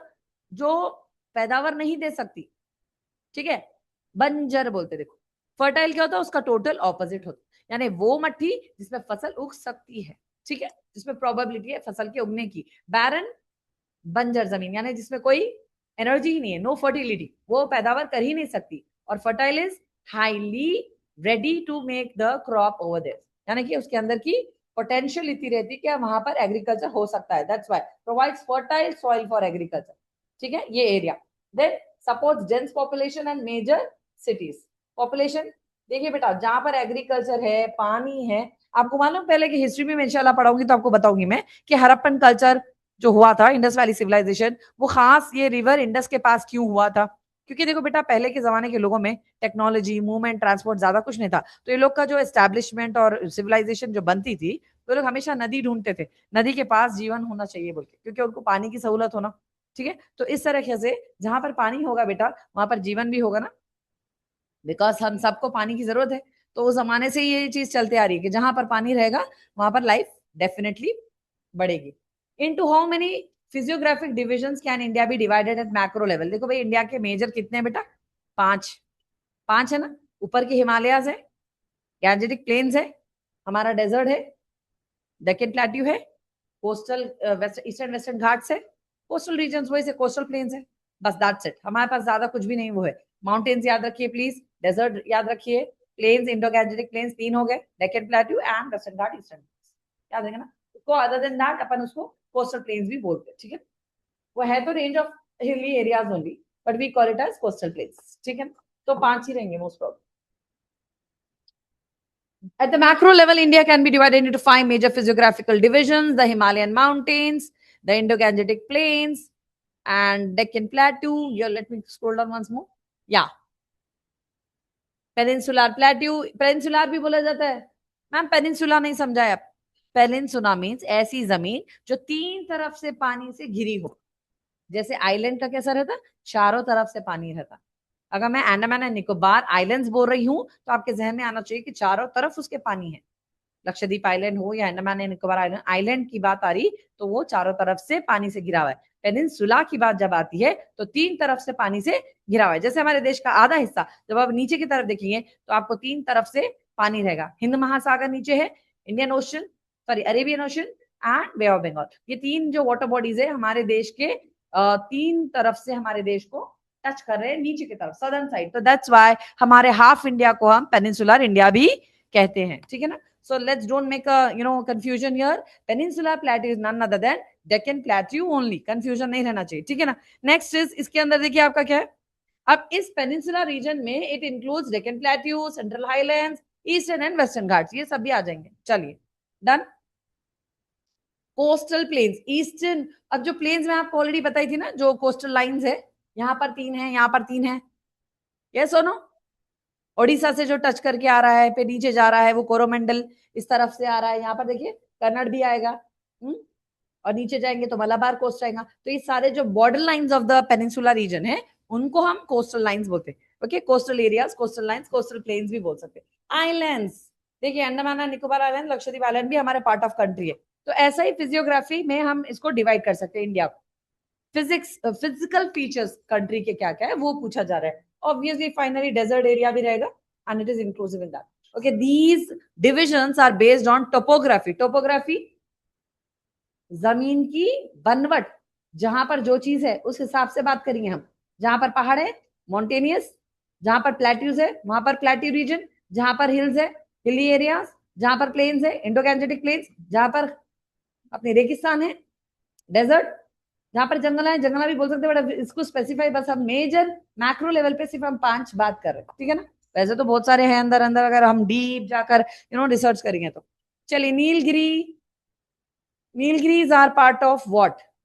Vindhyachal, eastern Ghat, western Ghat, none western Ghats. Okay, ये जगह पर क्या है बेटा खास तौर पे? द नीलगिरी हिल्स है, are the part of western Ghats. Western Ghats के कुछ पहाड़ी इलाकों को नीलगिरी हिल्स कहा जाता है। लोकेशन कहां पर है देखो बेटा, तमिलनाडु, केरला एंड कर्नाटका। थोड़े बहुत तमिलनाडु में भी आ रहे हैं ना, अगर टच करे चेन्नई की साइड। एक्चुअली मेजरली तो केरला कर्नाटका में ही टच होते। और इनकी फेमस ये है, आपको बताई थी, कर्नाटका कॉफी के लिए है, टी तो बेसिकली आसाम के लिए, बट यहाँ पर टी कल्टीवेशन भी हो रहा है because of the biodiversity and hill station. और ये बायोस्फीयर रिजर्व भी है यूनेस्को के हिसाब से, world network of biosphere reserve.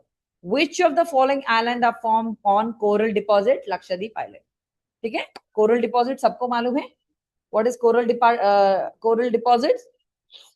The island formed on coral deposit is none other than Lakshadweep, and Andaman is specifically for smaller tolls. Next, features of coral island formed by coral reef accumulation over time. बहुत सालों से वहां पर coral reefs का accumulation होने की वजह से वहां पर उसकी स्पेसिफिकेशन बन गई। लो लाइन सैंडी सॉइल, ज्यादा से ज्यादा रेती है वहां पर, सैंडी सॉइल मौजूद है, और ज्यादा ऑब्वियसली क्योंकि वो चारों तरफ से पानी है तो मेरीन बायोडाइवर्सिटी तो होगा ही होगा। Finally entire group is coral origin in Arabian Sea. And what about Andaman and Nicobar island? Some atolls and smaller islands are coral origin. बाकी का कुछ भी ओवर मेजर नहीं है, वहां पर थोड़े बहुत सारे हैं बोला जा रहा है, and they are in Bay of Bengal. Come on, why do the Deccan rivers fluctuate in volume? What is fluctuate, ma'am? कम ज्यादा होते रहना। आप थोड़ी देर के लिए देखेंगे, परसों रिसेंटली मूसी भर गई थी, ऊपर आ गई थी, फिर देखे आप थोड़ी दिन के बाद वो ड्रॉप आउट हो गई। क्यों है मैम ये? ऐसा क्यों होता है डेक्कन एरिया में कि कभी नदियां अपने अच्छे पीक पे पहुंच जाती है, हाइटेड हो जाता, फिर कभी लोटेड हो जाता है? ऐसा क्यों हो रहा है? ये फ्लक्चुएशन क्यों होता है? रीजन देखिए, because they are rain fed, because of deforestation. अब मैम रेन फेड क्या होता है मैम? वो सारी रिवर्स जो टोटली डिपेंडेंट है रेन के ऊपर। ओके, अगर रेन होगा तो वो भर जाएंगी, अगर रेन नहीं होगा तो वो खाली हो जाएंगी, आई मीन कम हो जाएंगी, सूख जाएंगी, ड्राई हो जाएंगी। Let's see, because of deforestation हो सकता है जंगला काटने की वजह से वो एरिया में बारिश ही ना हो, जिसकी वजह से ऐसे वाली रिवर्स ओके पड़ जाते होंगे probability. Next let's see, because they depend on melting snow, obviously नीचे के तो रिवर्स मैं नहीं मानती कि ग्लेशियरों में डिपेंडेड है, हिमालय में ग्लेशियर है तो उस आसपास के रिवर्स पे बोल सकते हैं कि भाई ग्लेशियर मेल्ट होकर पानी बहुत आ गया तो वो बढ़ जाते, या ग्लेशियर नहीं मेल्ट हुआ तो रह जाते वैसा, बट ऐसा नहीं है क्योंकि हम बात डेक्कन की कर रहे, तो I don't think so, because they are rainfed. Musi का एग्जाम्पल आपके पास है, हैदराबाद में लोकेशन है, कभी भी देखो बारिश ज्यादा हो जाती मूसी रिवर भर जाता, जैसे थोड़ा बारिश रुक जाती है पता नहीं क्या हो जाता है बारिश की वजह से, नहीं होने की वजह से वो सूख भी जाती, बैक टू द पवेलियन हो जाती, तो that is all because they are rain fed rivers in our Deccan area. चलो आपको समझ में आ रहा है, rivers of the Deccan plateau fluctuate in volume primarily because they are seasonal rainfall patterns. Okay now reasons, ज्यादा से ज्यादा इनका डिपेंडेंस मानसून रेन्स के ऊपर रहता है, जितना मानसून रेन ज्यादा होगा ये नदियां ऊपर हो जाएंगी, और जैसे बारिश कम हो जाएगी ये नदियां कम हो जाएंगी। इनका मेजर सीजन वही साउथ वेस्ट मानसून है जो हम अर्लियर पढ़े, एंड जून और सितंबर का ड्यूरेशन रहेगा इनके भरने का, फिर ग्रेजुअली थोड़ा टाइम जाएगा ये सूख भी जाते। Then lack of perennial sources unlike Himalayan rivers. Perennial sources देखिए हिमालयन रिवर्स में क्या है, ऊपर इनके अच्छे से बर्फीला इलाका है, ठीक है, और हमारे ग्लोबल वार्मिंग तो पूरी रही बिकॉज ऑफ द पोल्यूशन, तो वो सारे से ज्यादा ग्लेशियर्स क्या है धीरे धीरे मेल्ट होकर उन्हें पानी दे सकते हैं, बट यहाँ पर कहाँ से आएंगे, यहाँ पर नहीं आ सकते, ठीक है ना। ये लोग है they do not originate from snow और ग्लेशियर्स, जिनकी वजह से ऊपर वाले रिवर्स को मिलती है बेनिफिट, बट नीचे वाले टोटली रेन पे डिपेंडेड है। Okay, high evaporation and Rocky terrain, the plateaus hard Rocky soil reduces water retention and high temperature increase evaporation। Ma'am ये एरिया का जो आप देखा जाए ट्रॉपिक ऑफ कैंसर के नीचे का हिस्सा है, तो ज्यादा से ज्यादा आपको ऐसा नहीं लगता कि इक्वेटोरियल रीजन है ये, ठीक है, थोड़ा टच हो रहा मतलब इक्वेटर और ट्रॉपिक ऑफ कैंसर के दरमियान है ये, तो जाहिर सी बात है कि इस एरिया में जो एरिया का टेम्परेचर है वो थोड़ा हाई रहेगा in comparison to the north, probably yes. उसके बाद क्या होगा मैम, इसके अंदर जो रॉकी सॉइल ज्यादा है, ओके, रॉकी सॉइल मतलब वो एरिया जहां पर ग्राउंड वाटर मतलब जमीन क्या है पानी पी लेती, penetration of water is more over due to heat and evaporation से तो और उड़ भी जाता। See don't mistake it, evaporation क्या है बेटा, जो हवा में चले जा रहा गर्मी की ताप से पानी धुएं में बदल के इवेपोरेट होके ऊपर चले आ रहा, बादल हो जा रहे व्हाटएवर। नीचे का हिस्सा क्या है, क्योंकि Rocky and again heat temperature पानी वो जमीन भी पी लेती, तो यहाँ पर दोनों वजह ऐसे हैं जिनकी वजह से शायद नदी सूख जाती, फिर उसको बारिश होना तब वो जाके फिर बढ़ती, तो ये फ्लक्चुएशन इन कारणों से होता है, ठीक है ना। Any doubt in this? चलिए एग्जांपल्स की कौन सी नदियां बेटा, गोदावरी है, कृष्णा है, कावेरी है, ओके, ये सारे मानसून पर डिपेंड है, और अगर अपने लोकल एरिया के ट्रिब्यूटरीज देखो तो मूसी है, तुंगभद्रा है, ये सारे रीजन के जो है वो वाले भी उसमें इंक्लूसिव है, डेक्कन में आएंगे, ठीक है ना। Let's see, river Ganga is fed by, देखिए यहाँ पर ग्लेशियर का नाम पढ़ लीजिए, गंगोत्री ग्लेशियर, उनके गंगा के नाम से ही ज्वाइंट अकाउंट है इनका, ठीक है, मतलब जहां आपका गंगा की बात आएगी तो गंगोत्री ग्लेशियर से ही वो पानी आ रहा बोल के आपके लिए एक अच्छा निमोनिक ऑलरेडी रेडीमेड बना हुआ है, don't need to worry at all. तो ये ग्लेशियर इन्हें पानी देती है, okay. Bhagirathi river originate from Gangotri glacier in Himalayas, and Alaknanda river also originate from Himalayan glaciers. Tributaries, अच्छा बेटा ट्रिब्यूटरीज क्या है, देखो बहती बहती नदी है, थोड़ा इधर हिल गया, थोड़ा इधर हिल गया, थोड़ा इधर हिल गया, थोड़ा इधर हिल गया, तो ऐसे नदियां जो एक मेजर नदी से चलते आती हैं, बट एक मेजर नदी, देखो भाई बड़े भैया तो कभी भी अपनी रास्ता नहीं रोकेंगे, अब छोटे भाइयों को पीछे पीछे आना था, जो ऐसी ऐसी कहानी है, समझ में आ रहा है, बड़े भैया तो अपना चलते रहेंगे, मैं तो नहीं रुकूंगा, मैं बहते रहूंगा, बट अब छोटे भैया एक इधर से निकल गए, एक इधर से निकल गए, एक इधर से निकल गए, एक इधर से निकल गए, रास्ते थोड़े क्रूकड हो गए, तो ना बोले भैया थोड़ी देर मैं यहाँ चला, मैं यहाँ चला, मैं यहाँ चला, बड़े भैया तो अपना चलते रहे, तो ये हो गया कि एक नदी तो चलते ही रहेगी, उसके जो छोटे छोटे छोटे बहाव या बोल सकते हैं कोर्सेस या फिर करंट्स, करंट किसको बोलते हैं मैम, वेव, ओके, बहाव को, तो कुछ नदियों के छोटे छोटे मुड़े हुए बहाव जो होते हैं उन्हीं को हम ट्रिब्यूटरीज बोलते हैं, ठीक है ना, तो ऐसे समझ जाना आप, ठीक है। तो अब ये मेजर ट्रिब्यूटरीज क्या है, देखिए यमुना है, घाघरा है, गंडक है, कोसी है, एंड सन रिवर्स, सन भी is the name of one river, okay, कहीं परेशान होंगे मैम सन कहां से, Son is the name of the river. Rainfall की बात करेंगे तो receives additional water from monsoon rainfall over the Indo Gangetic plain.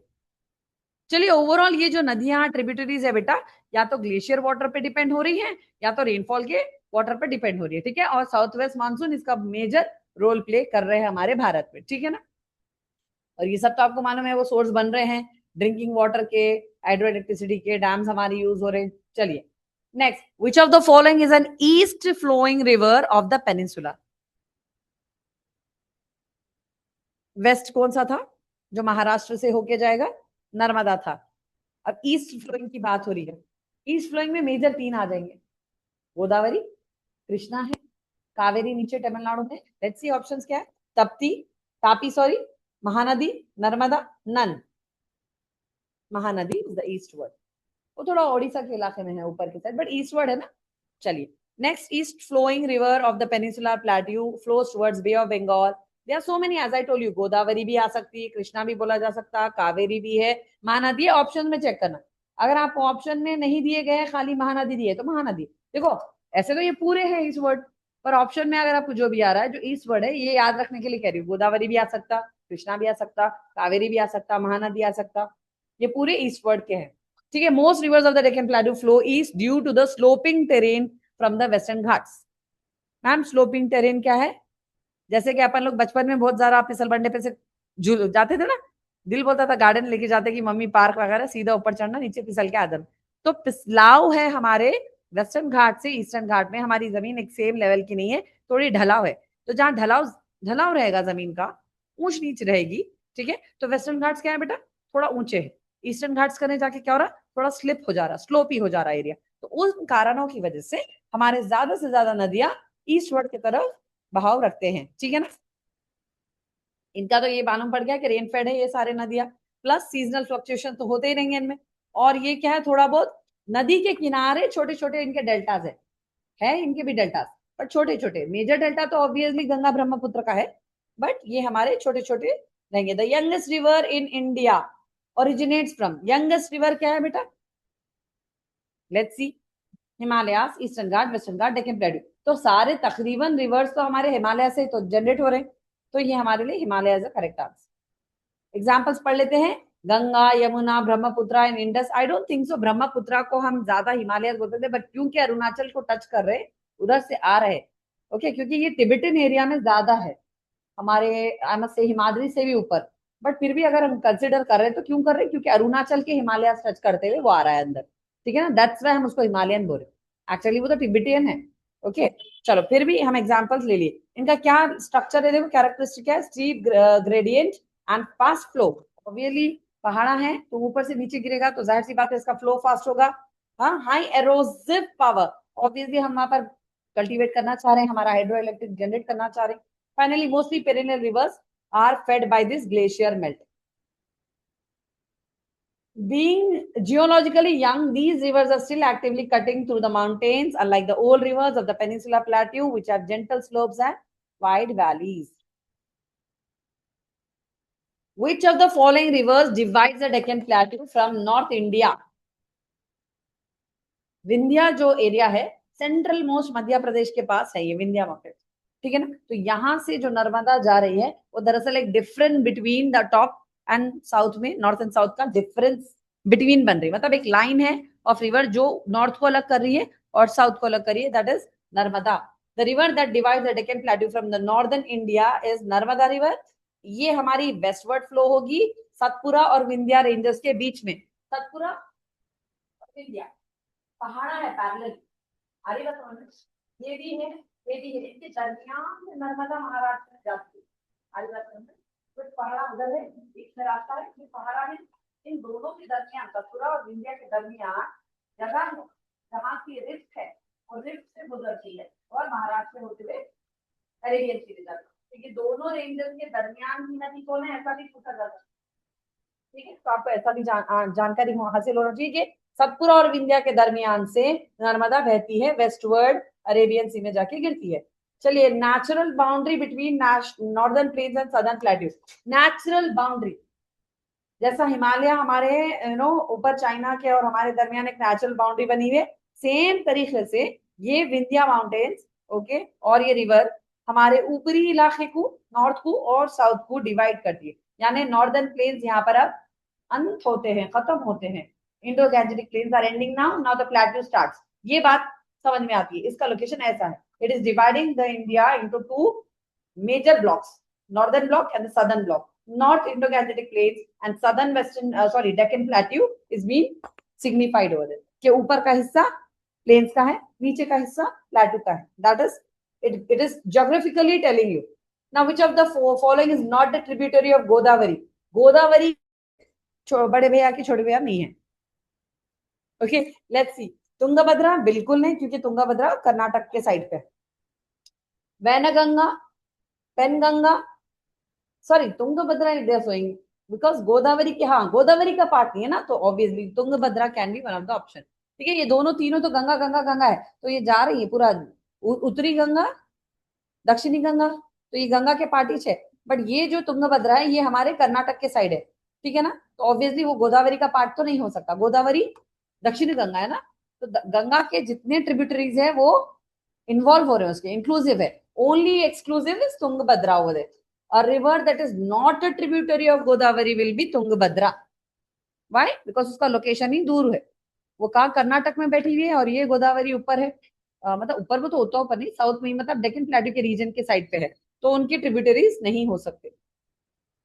चलिए पढ़ लेते हैं. गोदावरी के ट्रिब्यूटरीज क्या है? पूर्णा, प्रणहिता, इंद्रावती, मंजीरा.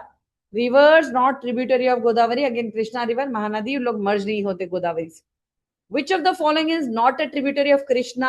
मल्लप्रभा, तुंगभद्रा. अब ये देखो कृष्णा कहां पर है? गोदावरी है, फिर थोड़े डिस्टेंस नीचे आइए आप, कृष्णा है, फिर थोड़ा तमिलनाडु के साइड जाएंगे नीचे, कावेरी. ये बात आपको लाइन में याद रहेंगी. गोदावरी, कृष्णा, तमिलनाडु की कावेरी. तो ऑब्वियसली कृष्णा कहाँ है बेटा? आंध्रा साइड में है. कुछ कुछ आपको समझ में आ रहा मैं क्या बोल रही? गोदावरी अगर ओडिशा ऊपर के हिस्से में है, वेस्ट बंगाल एंड ओडिशा के पास आसपास है, तो ये नीचे आ जाइए थोड़ा. फिर कावेरी तो तमिलनाडु में है, तचोरी. कावेरी का इशू सब पढ़े थे होंगे ना, बीच में कावेरी का भी कुछ लिटिगेशन आ रहा था. तो ये बता रहे हैं कि कौन सी ट्रिब्यूटरी कृष्णा की नहीं है? मल्लप्रभा, तुंगभद्रा, अमरावती, घट्टप्रभा. तो आपको इसमें फिर क्या दिख रहा है बेटा? क्या दिख रहा? कृष्णा की ट्रिब्यूटरी. अमरावती कैसा नहीं रहेगी? रहेगी वो, लोकेशन ही है वैसा. A river that is not a tributary, but location Amaravati is actually touching it, right? वो तो एरिया में ही है आंध्रा के. A river that is not a tributary of Krishna river would be one of that flow into different river system. Okay, ये वाला river system कौन हो रहा है?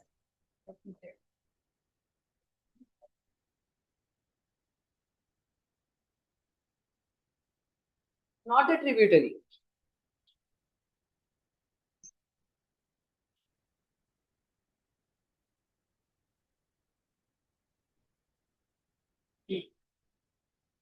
A river that is not a tributary, let me check and tell you.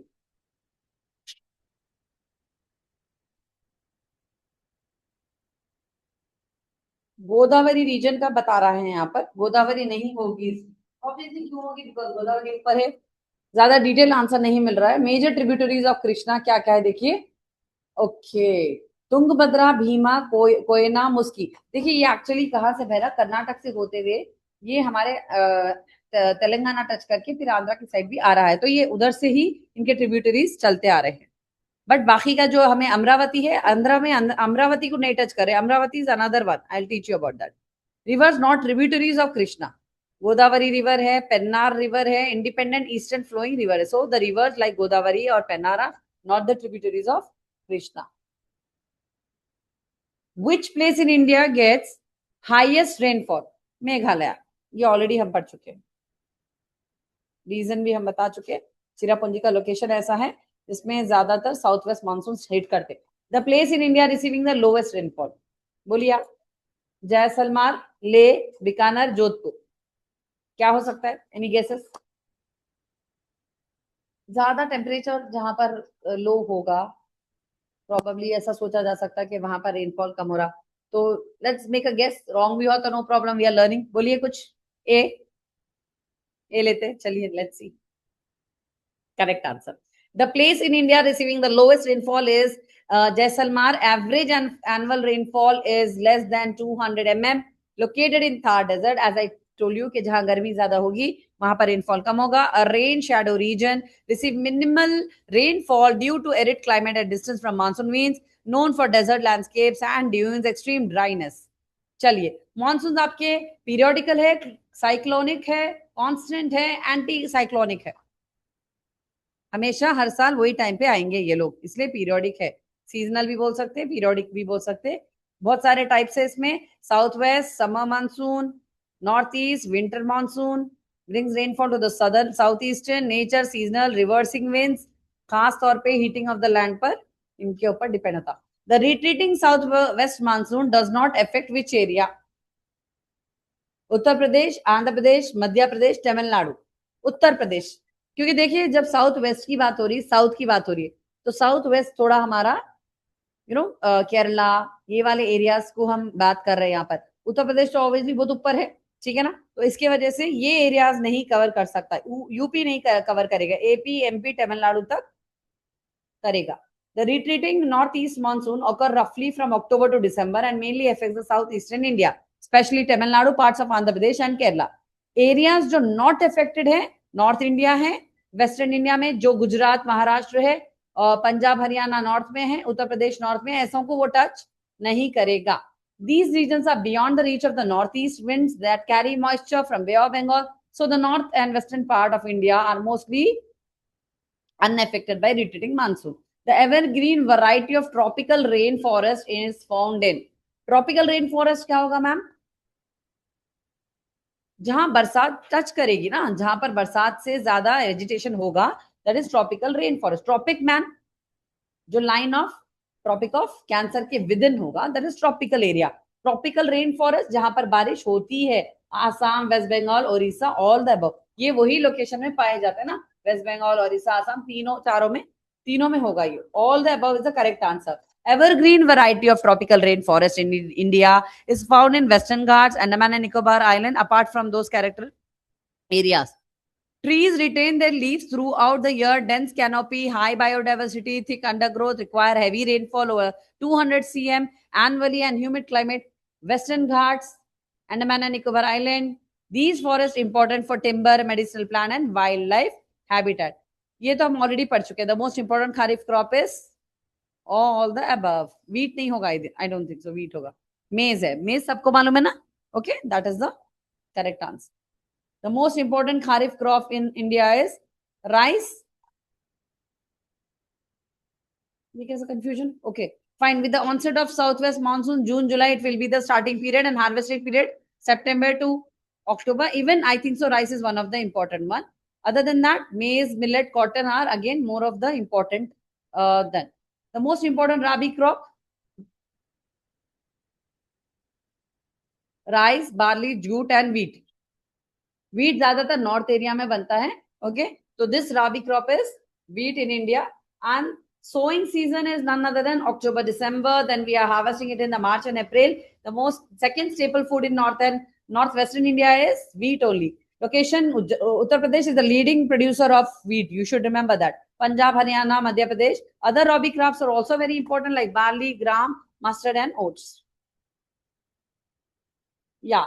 Uranium deposits are found in. Recently ये news कुछ आई थी ना, हमारे इंडिया में यूरेनियम प्राप्त हुआ है. कहां पर हुआ है, कुछ आइडिया है? कुछ सुनने में आया था ना न्यूज में, कुछ 1-2-4 महीने 6 महीने का कुछ न्यूज अपडेट होगा. चलिए पढ़ते हैं. यूरेनियम डिपॉजिट कहां पर पाया गया है? Kerala, Bihar, AP, MP. चलिए, बिहार के लोकेशन पे ज्यादा से ज्यादा रिसेंटली यूरेनियम की खोज की गई है. उन लोगों ने पाया है कि बहुत मात्रा में, अधिक मात्रा में भारत के पास यूरेनियम है. अभी कम वर्ल्ड वॉर हो रहा, जो यूरेनियम को अभी निकालना था. Uranium is basically used to make the nuclear power. Okay, ज्यादा से ज्यादा हम हथियार बना सकते हैं. ओके, जो हमारे लिए हजार्डियस है, पूरे वर्ल्ड के लिए भी हजार्डियस है. बट देखिए आप, भारत को प्राप्त हुआ है बिहार के लोकेशन में. सो इसकी क्या सिग्निफिकेंस है? Uranium deposit in India are primarily found in the following region. पहले से जहां पर मौजूद था, ऑब्वियसली मैंने बताया कि झारखंड बहुत ज्यादा इंडस्ट्रियल एरिया है. परसों के हमारे एमसीक्यूज में आपको पता चला था कि ये बहुत ही ज्यादा इंडस्ट्रियल लेवल पर अच्छा है. राजस्थान यूरेनियम बेल्ट, कुंडल और सिकार में भी था, आंध्र प्रदेश में भी था, चोडप्पा, कुडप्पा एंड गुंटूर डिस्ट्रिक्ट में भी पाया जाता है थोड़ी मात्रा में। तमिलनाडु में थोड़ा माइनर डिपॉजिट है। मेघालय में बताया जा रहा है कि थोड़ा बहुत है डोमिनास्टिक एरिया, मतलब थोड़ा सा लोकेशन नॉर्थ में है जहां पर यूरेनियम प्राप्त हुआ है। बट मेजर जो अभी रिसेंटली हमारे ये सारे कॉर्पोरेशन जो वर्क कर रहे हैं, UCIL is nothing but uranium corporation of India, उन्होंने बिहार में इसके एक्सट्रैक्शन पाए हैं। ओके, रिसेंट रिसर्च के बारे में पूछे तो भी आप बोल सकते हो। देखिए डायमंड्स कहां पर हमारे भारत के किस शहर में ज्यादा मौजूद है? Let's see, Panna MP, Kolar Kerala, Khetri Rajasthan, none, Panna MP. देखो बच्चों, एमपी बहुत बेहतरीन जगह है, आप लोग को जाके रहना है तो रह सकते हैं। Diamonds are mostly located over there and girls usually love diamonds a lot. Okay, in India diamonds are mainly found in Penna region and that is none other than Madhya Pradesh area. Even Golconda region था हमारा तेलंगाना का, famous था ये diamonds के लिए, but अब सारा कुछ हमारे ब्रिटिशर्स लेके चले गए। राजस्थान माइनर अकरेंस है, कुछ एरियाज में मौजूद है, कुछ एरियाज में नहीं है। सिग्निफिकेंस क्या है? पहले हिस्टोरिकली ये बहुत ज्यादा सोर्स ऑफ डायमंड हुआ करता था पूरे वर्ल्ड में। सोने की चिड़िया बोलो या हीरे जवाहरात की खान बोलो, हमारी भारत की जमीन थी। बट बहुत सारा कुछ हम लोग इलिटरेसी बोलो या फिर कमजोर बोलो, हमारी बहादुरी उस जमाने में नहीं थी उतनी। अब अल्हम्दुलिल्लाह we have a good force, but हम आई थिंक सो 8th और 7th लेवल पे आते हैं मिलिट्री फोर्स के बारे में अगर हम बात करें तो। Now it is diamonds are extracted from alluvial deposit, riverbed and primary kimberlite. The first Indian railway train in 1853 journeyed between Bombay to Thane, Bombay to Pune, Howrah to Kharagpur, none. So the correct answer is Bombay to Thane. This is the first train which we have 1853.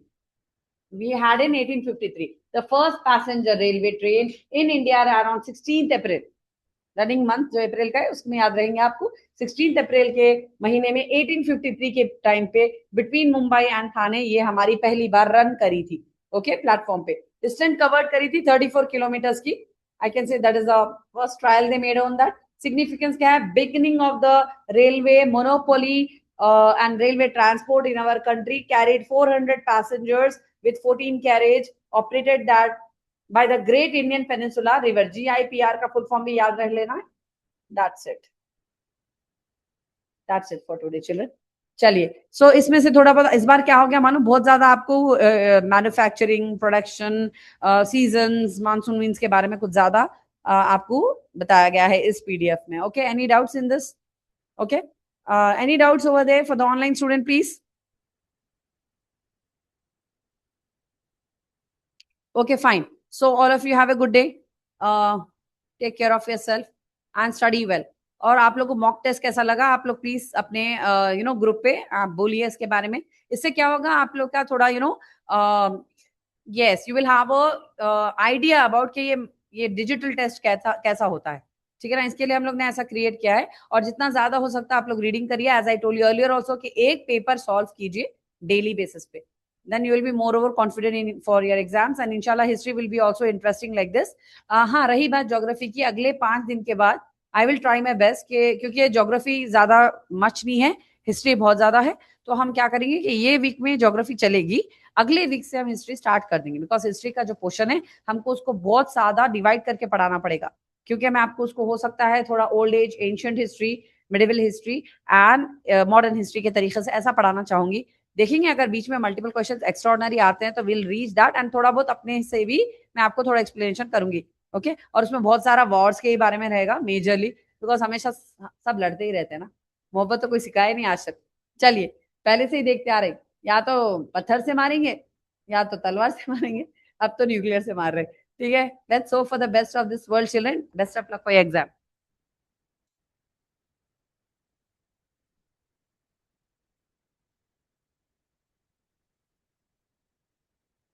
Please if you have any doubt in other topics also जो आप लोग study कर रहे हैं, इसके बारे में भी आपको नोट करके लगे, देन आई विल नो के बताऊंगी, यानी कि आपका भी जो आप पेपर सॉल्व कर रहे हैं डेली बेसिस पे, कवर नेक्स्ट डे आप शेयर करें।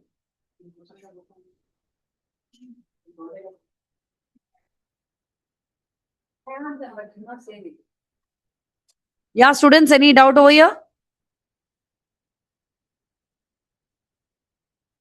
Yeah, me.